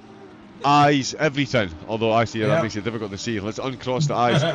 McCord definitely looking straight down the barrel of pole position in the Silvers as well. Jordan Watson could be looking to take it out of the hands of Matt Whitburn because Watson is absolutely flying. He took the fastest lap in race 1. Dan Watts is still going purple. Here comes Whitburn out the last corner. I don't think he's gonna do it. Oh, he's gone no quicker. Oh no. Wow, the best you can start is 7th. Nightmare situation for Whitburn. Does he get another lap, or did he not cross the line in time? No, I think he's done. He didn't cross the line in time. No, his time changed after he crossed the line. So yeah, he is done with quality. Oh, Ryan McCord absolutely pinning it on the exit to Cheetah. Can he get himself ahead of Priadko? He's got enough time in his pocket. They're going to set identical times. He's about to set an identical time to Priadko, who didn't set a quali 600s. Oh. He's done it. Wow. Well done, Ryan. Absolute GG's. Massive GG's. McCord in the BMW. Pips Priadko in the Merc right in the death. Although Priadko, unless he lost 3/10, he's still out. Matt Whitburn. Is Matt still qualifying? He's pushing like he's doing a hot lap here. I think he might have just not. No, he's got a checkered flag next to his name, so I think this is more for pride. This is going to be purely for pride rather than starting position of first. He's already got a checkered flag, so he isn't going to go any quicker. Jordan Watson, one of the last drivers that can take a shot at pole. Can he give Matt Whitburn's championship hopes a lifeline? And put nope. No, he can't. I was about to say put game on then. It's game on. That is part 1 of the process for Mr. Watts completed. Put a tick in that boxer. Deep breath, reset, and now he's got to do it all again for race 2 of the evening. Can he survive turn 1? Will he survive lap 1? Will he survive the whole race? Because absolutely anything can happen in sim racing, guys. We know that. You all know that. So this is going to be interesting. There's so much on the line. I can only imagine the pressure that Mr. Watts is feeling. But in return, Matt Whitburn is now going to be also feeling that pressure because, let's be honest, he's made a little bit of a mess of that qualification there, putting himself down in P7. So he's going to have 6 cars to clear within the space of this race. Can he do it? We're about to see. Let's go. Yeah, indeed. For some reason, it's not letting me into the quali. So let's just have a look at what we do know. As you can see, quick running down the overall grid. Watts, Revzig, Watson and Nergard on the front 2 rows. It's then Sidlowski on row 3, side by side with Liam Page in that Ferrari. Then It is. Matt needs a monster race here. Whitburn in 7th position, 30 kilograms of ballast as well. He's got Ryan McCord, silver leader behind him, with Priadko pipped at the post right at the death of qualifying in 2nd place. Marcel Snapeman with a great quality to end the season, starting this race in 3rd place. Paul Whitburn, of course, close relative of Matt Whitburn. They both joined the team at the same time. Nick Cooper, championship leader in the silvers, finds himself in 5th. Gasson starting in 6th position. Quali not quite going the Lambo's way. And it is Katarinakis in 7th place. In the arms, it is Wilson and Shogun who will battle it out at the top of the grid for the arms. Facina qualifying in amongst the arms, where we see Nige Woodcock starting in 3rd place. It's Daniel Zlatnik in the Ferrari, going to start in 4th, side by side with his Team Snail teammate Phil Mitchell. Craig Winter and Daniel Blythe bringing up the rear. David Blythe, sorry, bringing up the rear of the field. But here we go. It's all on the line. Who is going to bring home their championships? Who is going to win those Track Titan prizes? Remember, Track Titan, simply faster. Get yourself over to the Track Titan website, RTO Titan, for 1 month of free plus membership with 30% off your 2nd month. Under the setting sun, indeed, we bring the curtain down. But one hero in Liam Page, indeed it is. But here we go, it's green lights, it's foot down, it's flat out, it's flying into turn 1, and Sigurd Revzik has got an absolute worldly of a start. He's putting that BMW at Dan Watts under some serious pressure. Revzik's in this one for himself. They're going to go 3 wide in the background as Matt Whitburn goes for a full send. He's 3 wide round the outside. Is he going to get Page and Sidlowski at the same time? He is not, but they're 3 wide on the way. 3 wide on the way out of turn 1 at Kailami, as Paul Sidlowski looks for a move on Nergard, almost at the back of the Mercedes. He does take a tap in the back from Matt Whitburn then. Matt Whitburn will be seriously worried at that point there, almost collecting the back of the Audi while taking a Liam Page in the wing. It is Priadko leading the way in the silvers, who's got himself involved with Matt Whitburn. Matt Whitburn still going side by side, looking to get the move done, at least one position on the opening lap, and he's going to get it by the looks of it. Liam Page does finally succumb and finds himself under instant pressure from Priadko. Nick Cooper and Paul Whitburn having a great battle as well. Up at the front though, they've kept it as you were, although Sigurd Revzik did get himself into the lead of the race while all that was going on. So let's watch that again, and then we'll get an update on the arms from Matthew, who was watching that. I was too busy watching down the field with Matt. Let's see what happened to the overall race lead, because Dan Watts is down in 2nd position, and it was out with turn number 1. Oh, big wiggle on that exit curb there from the Porsche driver. Watts backing right out of it. And yeah, it is as simple as that, out with turn number 1. That is job well and truly done. So while he's watching the arms, Matthew's beloved Porsche is taking the lead of the race. Look at the train of cars he had coming through Sunset on lap 1. And how are the arms getting on there, Matthew? Big moment there for Chris Wilson coming into the last hairpin, but it's a carbon copy of the last race. Chris Wilson has held his lead from the start. Got himself in between a couple of the silver cars, with Raven Shogun sitting P2, Craig Winter P3 in the AM class, with Nid Woodcock sitting in P4 in class at the moment. Not sure where his pace has gone. Not sure if he had a bad start either. We've got Phil Mitchell sitting P5 with Daniel Zlatnik P6 and Daniel Blythe bringing up the rear of the field. So all to play for at the start of the race, John. Yep, it really is, and phenomenal lap, phenomenal. Yeah, Linksy was saying that I'm nervous, but yeah, incredible clean lap 1 to finish it all off, and yeah, very close driving between the drivers, as you would expect. We expect absolutely nothing less than standard that we've been absolutely treated to here this season, and it has been an absolute treat. As we jump on Paul Sidlowski's Audi, he can see championship protagonist Matt Whitburn breathing down his neck.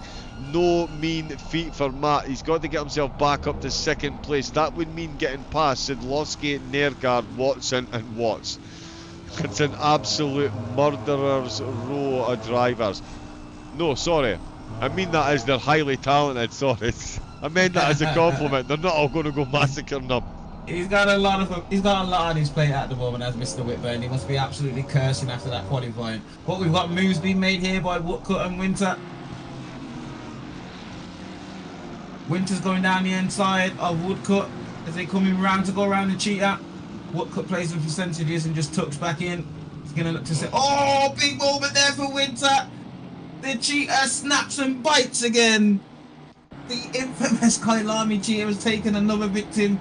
I think that is going to be Winter's season and championship over right in that moment. As Blythe is now coming in to kind of seize on the moment with Woodcut. He's deep on his back bumper. Is he going to look to send it on the inside? Woodcut is not defending. I think Blythe's going to send it here to take P3 in the AM class. Yeah, Blythe gets the job done on the inside on turn 1. So he's now sitting P3. Yeah, we'll grab a replay of that in a second as well. Let's jump on board. Yeah, so we'll see the end of this incident. We'll see Blythe making his way up to P3 as well. So that was Blythe making his way past one of the wayward cars. Daniel Zlatnik and Phil Mitchell have both lost a couple of positions as well. So they've gone wayward at the bottom of the mine shaft. But here we can see the view that Blythe had of the battle ahead. You can see, oh, that BMW really did not miss that sausage curb, and Nige Woodcut really did miss his the power from getting that foot down on the accelerator. As Matthew was saying, beautiful move by Blythe. He just got the corner exit. The Aston Martin was absolutely floundering, and he's got himself ahead, so a solid move there. That puts Blythe onto the podium. Woodcut down to third. Shogun still in second. Katanarakis looking to get some overtaking action done as well. He's got Wilson and Gaston just ahead of him. Watson, Revzig separated by 0.4 of a second. Yeah, wow, they're ridiculously close right through the field. Whitburn at the minute, the next task he's got is trying to get himself past Paul.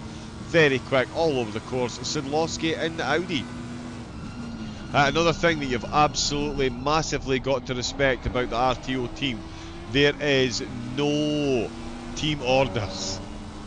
Nice. No team orders. Every driver is out here to win it for themselves 100%, and that is an ethos completely backed by the team, and rightfully so. Competition breeds competition. It's as simple as that. You've absolutely got... Yeah, so yeah, no one out here is going to do anyone any favours for any reason whatsoever. I mean, Sigurd Revzig's just taken lead. Himself and Dan have been with the team for absolutely, yeah, forever. And Revzig's there for line, oh, what, you need the win, do you? Nah, sorry, mate, you were a bit sluggish off the start-finish line. I'm just going to take the lead of the race, take the fastest lap of the race, and I'm going to leave you in my rear view mirror. Oh, as Watson has a wobble at the top of the mine shaft. Is that going to let Watson in the door? We've seen how good Watson is around this course. He got an overtake done when Sigurd Revzig.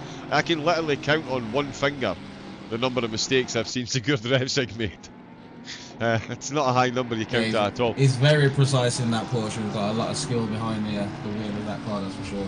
But that only comes with, you know, countless laps and countless practice hours. And, you know, I'm sure he would have hit the wall a few times, you know, trying to find the limit of the car. But exactly, that is the beauty of the Porsche. When you get it right, it just absolutely feels glorious. It's such a good car for traction, and the way it handles it feels better than any other GT3 car that I've driven in sim racing anyway. Yeah, it certainly is a masterpiece. And that is any team that races in the RTO league. Yeah, no team orders allowed in RTO at all. Yeah, 100%. I do not want to clean Nice Woodcut's car afterwards. I think Dan knows. Yeah, see, yeah, exactly. Yeah, Dan knows Matt isn't near him at the moment. So yeah, just keeping it clean. He's not losing, to be fair, a massive amounts of pace because he's just set the fastest lap of the race. Nice. Yep, job one does. He does need that as a backup banker because Matt Whitburn has really got the bit between his teeth. Paul Sidlowski is going to have his work cut out for him defending from this one. Again, Sidlowski is an absolute wily campaigner himself. That's a great shot. Yeah, a spoiler on they're starting to lose touch on their guard as well, so I'm sure Whitburn is going to want to put the hammer down. He's making a move for the inside now, is he? Yes, he is. Sidlowski allows him on the inside, but he gets a great exit on the outside. So Whitburn's going to have to tuck back into that slipstream. Great racing here. Sadlowski's not giving it up easy. He's got to look out for Liam Page in his rearview mirror as well as Whitburn. That Ferrari's sniffing. He's looking to pick up the scraps if anything does happen, but yeah, Whitburn is definitely trying to get on the charge. He knows he's running out of time, running out of laps. Can he make anything happen? Can he force a mistake from Sadlowski, or can he get it done going into turn one? Let's see. Oh yeah, they're definitely going to have a look at the turn one, aren't they? The top four separated by 2 seconds at the minute, less than 2 seconds in fact, 2:10 separate Sadlowski from Whitburn, and yeah, as Matthew was saying there, the lead group breaking away a bit, and it does seem that is spurring Whitburn on. Oh, and as it spurred him on into making a mistake into turn one, ever so slightly runs deep looking for the overtake, brings Liam Page right back into contention. Page, absolutely no slouch behind the wheels. I'd say his results this season certainly not indicative. Did Page Chris win Wilson last just made a season? mistake there? Holy. I think Chris Wilson has just lost the lead of the AMS race, and Raiden Shogun has gone through, I think. Yeah, Shogun is now ahead of Wilson. Just missed what happened, but I think he might have gone long in the braking zone and just opened up the door for Shogun to walk right through. So is Wilson going to push on now to get that lead back? And can Shogun end the season on the winning note like he has done for the previous 8 weeks? Let's see. Indeed, yeah. Still watching Wilson here. Yeah, he is definitely behind Shogun, so we'll see what happens. He's behind Gasson here in the replay at this point. You can see the yeah, Shogun is quite frankly miles back. Katanarakis is back there as well. He's trying to go round the outside. Why did that not show up on the replay? I can only apologise that we've not caught. Oh, there we go. Oh, there we go. So what happened there?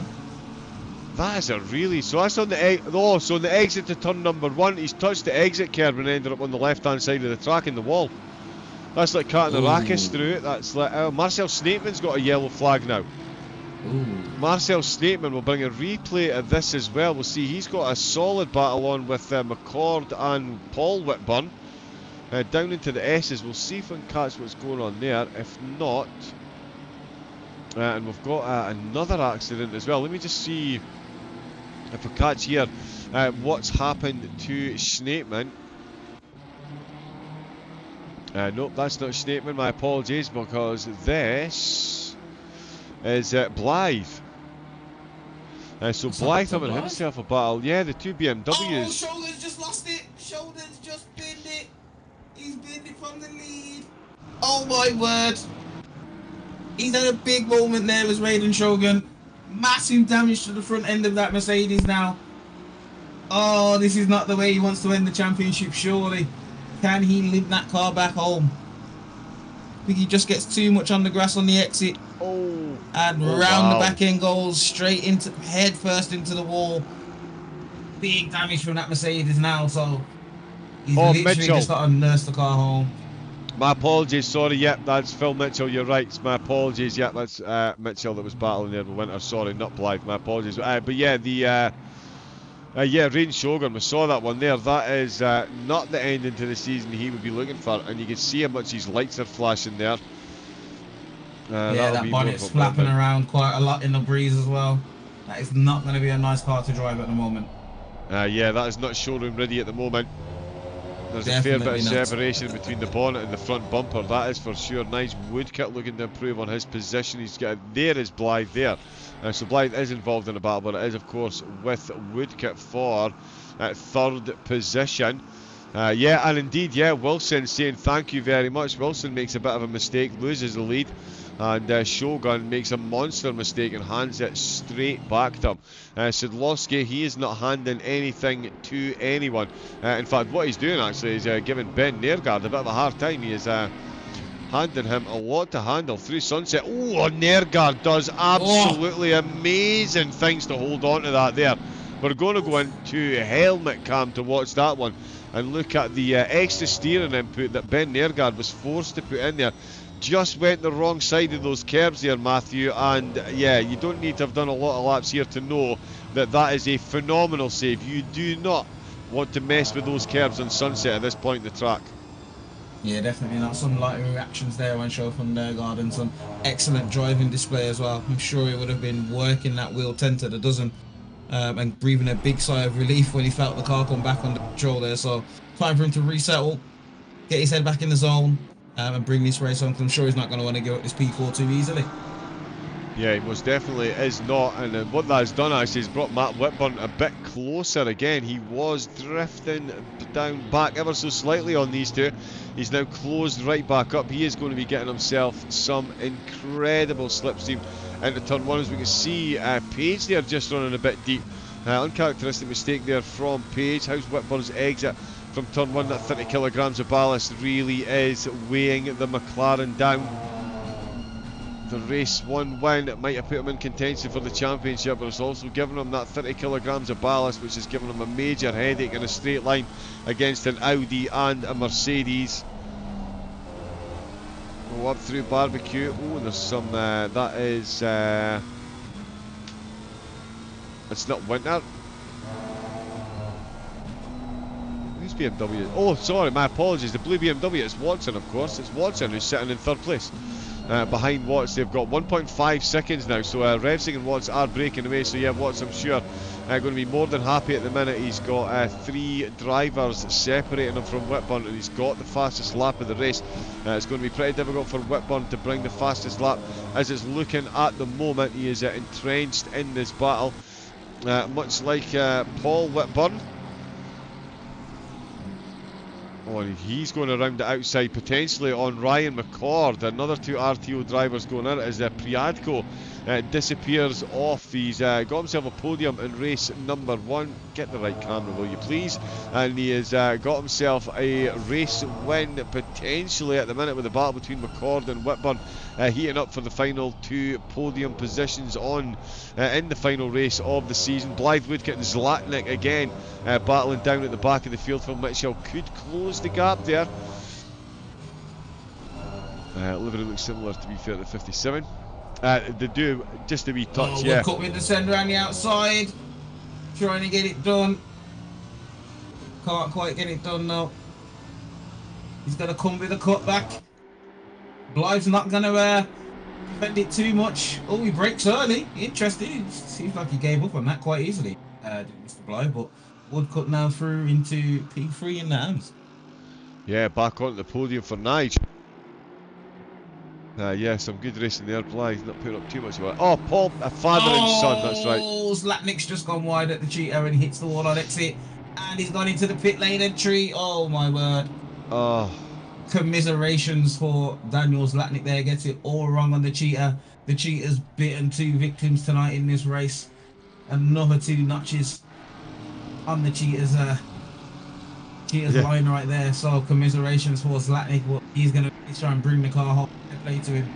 For me, that would have been enough to do a rage quit, to be honest. But Zlatnik is made of sterner stuff than myself, to be honest. You really, and that's one of the things, I've said that before, that's actually happened to me. You hit cheetah that hard that you end up in the pits, and then you get on your way out, you get a penalty for speeding in the pit lane because you were going you bounced so hard across the pit lane. Exactly, it's an unfortunate mistake to make. That is definitely a race under, but fair play to Zlatnik. Good spirit being shown, ending it for the last race of the season, trying to at least get the car home, so GG's to him. Oh wow, Whitburn there, as Linksy was just pointing out in the chat, he's really struggling with the back of the car, and yeah, almost right on cue there, highlighted by the back of the car, trying to get in front of the car, yeah, which just won't do. Yeah, and Sadlowski, yeah, 100% holding these, yeah, putting the car in exactly the right places. Wow. And almost piles into the back of Sadlowski on the exit. He's the back of that car is not a happy place. Dan Watts is definitely in a happy place. He has got this championship, one hand firmly on that championship title now. 7 minutes left to go still. At least 3 cars separate him from his main championship rival. With Sigurd Revsig in the Porsche, bringing home what would be a phenomenal win in this field. Liam Page still in the hunt. I mean, he could actually get himself ahead of Whitburn if Whitburn and Sidlowski and Nergard all get themselves a bit too close. Nergard, I'm sure, feeling that Sidlowski and Whitburn are just that bit too close already. Paul Whitburn still battling. In fact, there's a three-way battle wow, it's a three-way battle on the podium. Of course it is. Why do I sound surprised? Priadko, McCord and Whitburn, the top three silver drivers, separated by 1.2 seconds at the minute. With 7 Nick minutes Cooper's left to sniffing go. as well. And Nick sorry, Cooper's say that again. sniffing. Oh, yes. He's sniffing, he's closing on him. Yeah, championship leader in the silvers as well. Marcel Snapeman, we can see just down the road, but he's down the telemetry tower. He is looking quick as well behind Facina. He'll be looking to get back up in position if he can. Priadko will be looking for a good exit from the final corner. He's got one. No slipstream for McCord, waits for Priadko to move on. Then McCord moves over to the inside, so really avoiding the slipstream. Doesn't want to carry too much pace into turn number one. Oh, takes a tighter line though. The Mercedes does manage to get it rotated, but that's definitely a better exit there by McCord as they head up the hill towards Barbecue. Well, the BMW does look very quick. Priadko very much doing a Sidlowski here. He knows exactly where to put the car. Only two tenths between Revzik and Watts. These two, I've seen them drive nose to tail, lap after lap after lap after lap. Absolute precision between the two of them. Who's going to bring home the final race win of the season? Priadko is looking to bring home the final race win in the silvers. McCord and Whitburn would be more than happy to relieve him of that title. Come on, Katarakis saying Bloodwolf. Where is he at the moment? Yeah, defending from Schneepman at the minute, and it looks like he's done a decent job. That gap's suddenly up to 1.5 seconds. Oh, Ryan McCord there. Oh, he's run a bit deep on the exit to the mineshaft. Moves over ever so slightly early there. Does break the slipstream for a moment to Paul Whitburn, but Paul Whitburn is closing that gap. He's right on the rear splitter of the BMW now. Come on, RTO Silvers. I'm not biased, honestly, says Linksay. Yeah, no, most definitely not. 100%. But yeah, it is quite the stable of talent that RTO have put together, it has to be said, through both divisions. Absolutely incredible driving. Priadko's got his work cut out for him, holding on to that race win. Sidlowski and Nergard, everyone's got a tough time holding on to their positions. Watson as well, he is now close to within a second of the top two. Wow, is he going to suddenly close in and pull off? Let's see, he does have ballast. Revsig and Watts don't. But Watson, yeah, with that 10 kilograms from race number one, but that's not deterring him in the slightest. I have to admit, I do like this wing cam with the BMW exhaust pipe on the side. That's the one thing I think BMW got right with that car, is placing the exhaust on the side right there. Yeah. It really does make, it's a really nice touch on the BMW. Other than that though, it's still a family saloon. It's definitely one of the nicest things it's been called. Real estate cars and other such trades that we shall not mention. Matt Whitburn, he's looking to trade places with his RTO teammates. It's now Sidlowski who is feeling that pressure. Let's get some of this glorious splitter cam as the head down the mine shaft. Look how close he's got to that Audi again.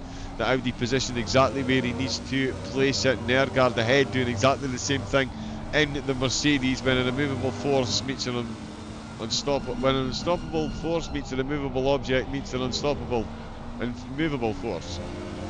Whatever, these three, impossible to get past one another at the minute. Rain Shogun, despite the damage, is still hanging on to second place. He's got 16 seconds over Knives Woodkit, so the early laps holding Shogun in good stead. He is going to walk away the ARM Championship winner. He was, yeah, he only needed to show up for tonight's races, and show up he did. 2 podiums. He's still going to bring home championship drives. Didn't take any risks, but he is going to certainly bring home the rewards. A 1-year Track Titan Plus membership.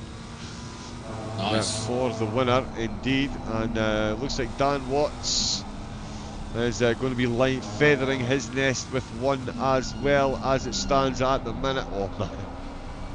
Whitburn really is going for it. Oh, and up ahead, that's a lot of gravel that's been kicked up there. Jordan Watson. It's... Oh, he's gone wide. Oh, all four wheels on the grass at one moment there for Watson. Cold Brown. Indeed, yeah, clean up on aisle 3. Yeah, Watson again pushing that. He's in third place, but you can see second ahead of him. You can see the battle for the lead as Revsig now secures a 7/10 gap. Equilibrious 7/10 now separating those drivers. Ryan McCord is behind Whitburn, so Whitburn got the overtake done, so we've missed that one. My apologies, but Paul Whitburn is up to second place in the silvers ahead of McCord. So Priadko is now defending from the RTO McLaren, and it's got himself past the RTO BMW, so positions changing right in the closing stages. The leader is on the final lap. Sigurd Revsig has had a flawless race. Started in second, was leading by the time he left turn number 1. His teammate Watts, looking for a championship win, has taken the fastest lap, and he's got his spot on the podium. Watson in third. Nergard starts the last lap in fourth place, with Sadlowski and Whitburn still firmly painted to the back of his car. There's nothing separating them. Liam Page and now 3 seconds down the road in the Ferrari, and the final standings in the silvers will be decided when they cross the line. Until then, no predictions will be made. Priadko at the moment is leading, Whitburn's in second, and McCord is in third place. He's also firmly in the slipstream of his teammate in the McLaren ahead of him. In the silvers, it's a solid win for Wilson, with Shogun in second place and Woodcock in third. Ridiculously close right down to the end. They're just not giving us any time to breathe here at all in the commentary boxes. Whitburn, is he going to get a consolation position at the end? He's really going for it. Oh, he's close there with Sadlowski. Little rubber paint, little trader paint between the pair of them, but they both survive. Now Audi's putting that power down, coming down the hill now. Whitburn, is he going to look to salvage a top 5 for the end of the season? He's looking like he wants it. But on the last lap, is he going to be brave and risk it, or is he just going to think, nah, he can get it done? But, you know, it's been a sterling effort from Whitburn. When you got the likes of Dan Watts to go up against, you know, it's not the easiest of challenges, is it? So, and there it is, the wiggling Porsche. Bang! Straight into the wall. Revsig loves a trip into the wall, and he loves a race win, especially if it's at the expense of his teammate Dan Watts, and that's exactly what the Porsche driver has done. Watts needed a race win and the fastest lap. He got the fastest lap. He's going to get that championship as Jordan Watson crosses the line in third place. It's Ben Nergard does manage to finish ahead of Sadlowski and Whitburn. Priadko did finish ahead of Whitburn and McCord, and we've got a big O at the end. Is that Karatanakis making a big move at the end there? No, I think Marcel got the move done on Karatanakis at the end. Oh, okay. Yeah, so great driving there. Chris Wilson brings home the race win in the arms, and it is Raiden Shogun with the damaged Mercedes brings home second place and the ARM Championship top spot, absolutely undoubtedly, as we see some donuts going on. That is Liam Page that's giving us donuts, so let's do that. Now there goes the rest of the drivers come across the line. It is Revsig and Watson on the pro podium, Priadko, Whitburn and McCord on the silver podium, and for the arms it is Wilson, Shogun and Woodcock. What a drive by absolutely everyone, and what a season. Yeah, credit to all the drivers on display this evening, man. There was some really impressive talent on show tonight. I was quite impressed with what I've seen, so looking forward to next season if I'm able to come back, of course, and we'll see if Mr. Watts and all the other championship winners can hang on to their titles, or will there be some new blood in the champion? I'm not hinting at anything there. I am not coming on to ACC before anyone starts stirring. But yeah, congrats to all the race winners and everyone that raced tonight. And thank you for having me, John. Pleasure, mate. Yeah. Still got a wee bit to go yet, but yeah, no, absolute pleasure to have you on board. And yeah, a great first race to get you out there. Great races, of course. It was the final 2 races of the RTO Track Titan GT3 Season 7. Track Titan is the easiest way to find out how to cut your lap times and see visually where you can improve to other drivers on their leaderboards or even your friends and community racers. Challenge your friends to get the fastest lap times at different track and car combos and see where you or they are faster to be number 1. The winners this evening, which will be announced, Joe furiously working in the background to bring us those final championship standings. They will receive, third place will get the 3 months membership, the second place will get a 6-month membership, and first, of course, will get the 12-month annual, the 12-month plus membership to the Track Titan service, and you at home can benefit from Track Titan's generosity as well. RTO Titan at checkout will give you 1 month free of the Plus subscription and 30% off your second month. So massive thank you to Track Titan for sponsoring the season. What a season it's been. iRacing è Seto Corsa Competizione, R Factor 2 and F1 2023 all covered by the Track Titan service. So no matter what your sim racing niche may be, Track Titan have got you covered. And we are, we'll bring up the highlights from both races as well as we all impatiently wait. Let's call it like it is. Impatiently wait on Joe to furiously download all of the data, and we will bring that up on screen as well as soon as it is done and dusted. So yeah, we will start with the we'll pop on some of the highlights now. That says race 2 because I am useless. Now it says race 1. So we'll start with that. But yeah, Matthew, you are a racer yourself. Of course, do a bit of streaming yourself on the old Sabre Sim Racer channel on Twitch. The standard of racing right through the grid tonight, safe to say, absolutely top drawer. Completely respectful, firm but fair racing. And an absolute testimony, especially to the RTO team. Some great stuff that we saw out there tonight.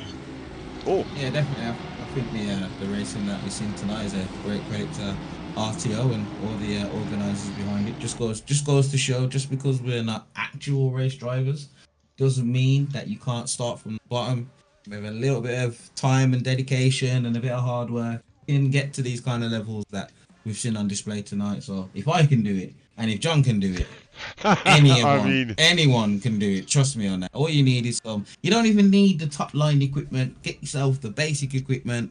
Just get started. Download the smallest amount of content. You can get involved in racing.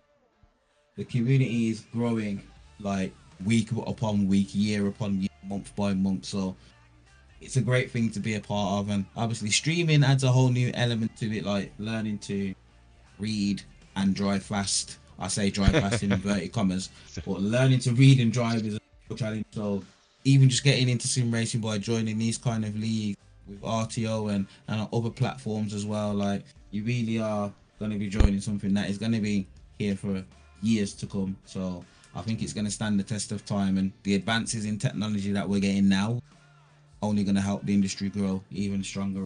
So yeah, I mean, for me not being an ACC player, to see what I saw tonight was very, very encouraging, and it makes me think, maybe should I put the wheel back on for ACC? Come back to the dark side. Let's get these results. So we do have the results in. Everything has been updated, go. And we've got Enough Mr. Talking. Joe Boyle himself here, who is going to give us a rundown. We've got the AMs on screen at the moment. Joe, good evening. Hello, you will need to refresh that because that says round 7. So you need to refresh it. Okay. Good point. Why did that not instantly refresh? Anyway, yeah, I can make that work. Sometimes it goes mad, doesn't it? But anyway, while John does that, I just want to say thanks to everyone who's joined us throughout the season, who's watched live and watched the streams back, and has gone through the other videos. It really does mean a lot to us here. So if you haven't already, please hit that the follow button and hit the bell so you know when we go live again with season 8. In between, we'll probably post out some videos in regards to what we're doing at RTO. But also want to say thank you to Mr. Resvik, who created the amazing season 8 trailer video that you guys have all been watching if you've tuned in for every single race this season. So thank you to that. But the biggest shout out to all of it is to Track Titan, who sponsored the event this week, this season, and has lined up some absolutely incredible prizes for the drivers. So as John was saying, the guys who win each class, not just the pros, we're talking pro, silver and am, they get a year subscription to the plus of the Track Titan platform. The people in P2 get 6 months and the people in P3 get 3 months. So it is an incredible price. So thank you so much to Track Titan. If you haven't used it already, then I highly recommend you look at it.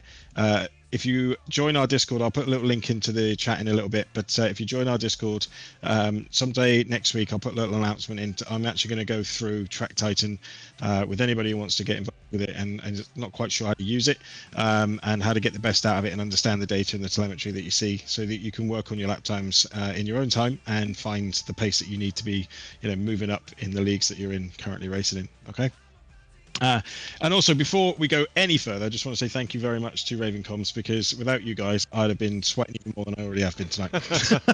So it's been a pleasure having you on again, John, and to yourself as well, Saber. Really appreciate you joining us for this race as well. Hope you enjoyed it. Yeah, you're welcome. It was good fun. Good. Okay, so shall we go through the results? As you can see on the screen, you have the AMs. I think we all knew that Raiden has absolutely monstered this season. The AMs is the only thing with the AMs at the moment is we have to do the worst result. I have to work out their worst results because the first 2 rounds were done separately to the rest of the season. So I do need to add this, but I'm pretty sure that you're going to find that Raiden has picked up the P1. It may change between Chris and Nige, between that change. So, but at the moment, as it stands, it is Nige in P2 and then Chris Wilson in P3. So congratulations to those 3 in the silvers. Sorry, in the AMs, not in the silvers. Arms. Yeah, I'll get it right in a minute. See, this is why I don't do the commentary. That's why I leave it to you, professionals. I mean, we use that word loosely, but yeah, we've got the silvers on screen. So yeah, in the silvers, we have the championship. Who wins this one is Nick Cooper. So congratulations to Nick with Rich Gasson. And now I have to do a shout out to Rich, because Rich had probably one of the most craziest seasons I think I've ever seen him have in RTO. He couldn't get a break in the first two rounds, finishing 6th, then 3rd, then 5th, then 9th, which turned out to be in round 2 his worst results, which is why it was scratched off. But yeah, what an incredible comeback, and just shows that as long as you keep sticking at it, don't give up. Even if you have a bad race, just don't give up, just keep going, because you never know what's going to happen, especially in sim racing, where you can have what is known as, I suppose, as a reliability issue in a real car. You can have a disconnect or anything. So it shows that you can turn around on its head, and with some positive results in round 3, he's managed to smash it and get a P2 in the season. And then Ryan McCord, who's had nothing but issues. So in the first 3 rounds, he had a new wheelbase that just wouldn't give him full speed back. He then sent it back, missed round 4 because of it, then came back in round 5, and then the wheelbase from round 6 went wrong again. So we had to send it back, and then he's had a new one come in for the last round, and that's wow. the last couple of rounds. So to get P3 after all of that is a phenomenal achievement. So congratulations to all these guys. We had a couple of new new drivers join us. Andrew Pryadko, so P4 for him. That was a really good result, and obviously winning the final round to show that if you actually look at the results, so they got better and better as the season went through. So really good to see him getting stronger throughout the season. And obviously we know Paul Whitburn, who's joined RTO as a full-time driver as well, having a bit of a troublesome start, but towards the end of the season there's some really strong results, so we're looking forward to seeing what he can do in season 8. Indeed. And in the pros, so yeah, as I said earlier on, it was crazy tight. If Matt had finished P2 and Dan won the race and got fastest lap, they would have finished on identical points with the same amount of wins. So refs decided to take that away from us and go and get a win. So that puts him in P3, of course. But then it ended up as only 10 points between the top two drivers. And to give you an idea of what that is, the scoring and how it's done in RTO, the position for P1, the points you get 45, second is 39, and third is 34. So if he'd finished second, he would have won. He could have potentially won the title there. So it just shows, the quali really did hinder his movement forward, and then trying to get past Paul Sadlowski was, Paul was putting the car in the right places. And as you well know, Joe. Yes, exactly. He's very, very good at that. Absolutely. I put it in the wall normally, so I don't have that problems anymore. But yeah, Paul was such a strong strategy driver to avoid it. Yeah. Just I don't have to worry about it then. No. Yep. So, but congratulations to Dan, but massive congratulations to Matt, pushing him all the way. I don't think Dan's had a championship like that in RTO. He's had it in SOP a few times with refs and a few of the guys from SOP like Liam. But in RTO, I don't think he's really been pushed like that. So congratulations to Matt on the P2 and his first season with us. That is an incredible result. Yeah, it really is. And it was Sigurd that came home with third place despite not competing in one of the rounds. Yes, that turned out to be a scratch round, which was round 5, wasn't it? So I think that was that. I'm just trying to think where that was now. Is it Barcelona? I think no, Imola. Sorry, Imola. Imola. So, yes. Yeah. So that was Imola. Yeah, he had a bad start. For some reason, was caught out of position, and then just decided that would be a scratch round. I think so. So yeah, but it shows you when you do these scratch rounds, it can make a big difference. It means if you do get a disconnect or you can't make one week, it still shows that you are still able to fight for a championship. And refs wasn't far off in a car that he doesn't use as well.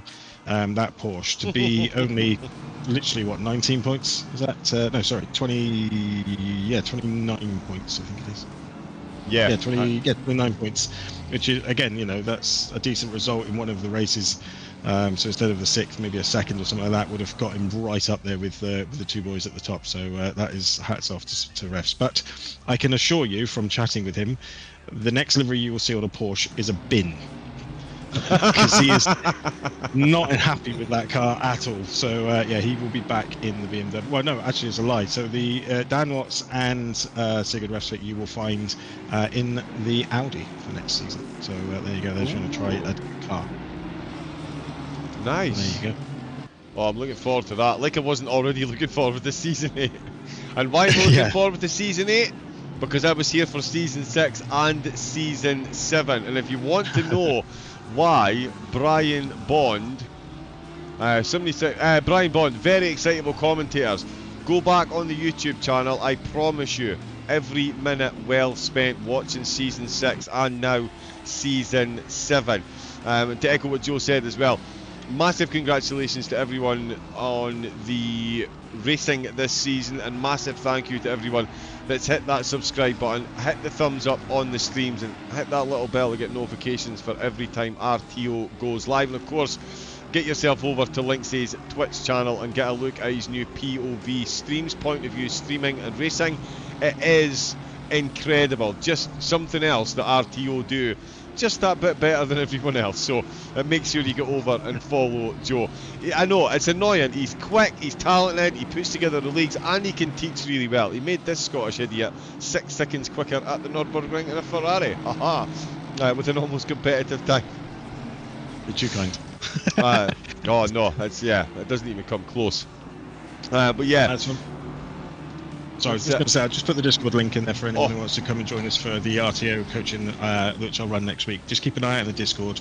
If you go to Rules and Rolls and hit Linksy Community, and that will give you the button to open the channels for that. That's all you need. And then we'll talk about when we're going to do a coaching session. That'll probably be earlier in the week. So we'll get on that straight away for you guys. Nice, there you go. Absolutely, get yourself involved, and remember, get yourself involved with the sponsors as well. Simply Faster is what you can be. Going to Track Titan and using the code RTO Titan at checkout will get you 1 month free of the Plus subscription and 30% off of your second month. There is the code in the chat, and there is the Discord link so that Linksay himself can give you expert advice on, as he said, how to extract the best data and use that properly to get yourself quicker, how to analyse it and how to use it, and yeah, take advantage of all the features that Track Titan has to offer. But that is all we have time for this week. We will of course leave you with the race 1 and race 2 highlights. Massive thank you again to everyone that's been in the chat and following along the streams. It is an absolute pleasure to preside over these races. Front row seats to the best racing on YouTube. Thanks to all the compliments in chat as well. Brian Bond, Chris Wilson thanking the commentators for the season. Brian Bond did as well. As I say, it's been an absolute pleasure on behalf of Raven Comms to be here, and yeah, fingers crossed we'll be back for season number 8. I know a guy that knows a guy, so we'll see what I can do. Yeah, looking forward to being back for that. And yeah, likes, follows and shares help everyone grow. So yeah, do get that shared in all your Discord groups. Get it shared Facebook, Instagram, whatever, all the TikTok, all that jazz and newfangled stuff that us old people don't understand. Sound like such I really do, don't I? At the age of 46, I'm done and dusted, but there we go. Just before we go, just to whet the appetite, there is a slight change to next season. So instead of 2 25-minute races, how it's going to work, race 1, or round 1, will start with a 60-minute feature race with a pit stop. Then round 2, the following week, we'll be back to this format of the 2 25-minute races. And then round 3, we'll go back to an hour-long feature race. And then round 4, back to these, so on and so on throughout the rest of the season. So it's a slight change, but it adds a bit more jeopardy with the ballast. If you have a really good race 2 in the 25 minutes, you end up with 30 kilos or whatever ballast we use for the cars. And then you have to take that into an hour-long race. That can make it a bit more interesting as well. So yeah, so keep an eye out for season 8 and in our Discord. Nice. Oh, even more reason to get that diary set for season number 8. Get yourself involved in season number 8. You could have some very excitable commentators shouting your name live on YouTube. What more could you possibly ask for? A Track Titan subscription. Yeah, you could win one of them as well. So get yourself signed up. But that is, yeah, that's it from us. We will leave you with the highlights. Big thank you and good night from Mr. Sabre Sim Racer himself, Matthew Wright. Good night, guys. It's good night from organiser and driver extraordinaire, Mr. Joe Boyle. Good night to everyone in the chat. See you again soon. And it is a good night from me. Stay safe, take it easy, and have a great rest of your night. Good night.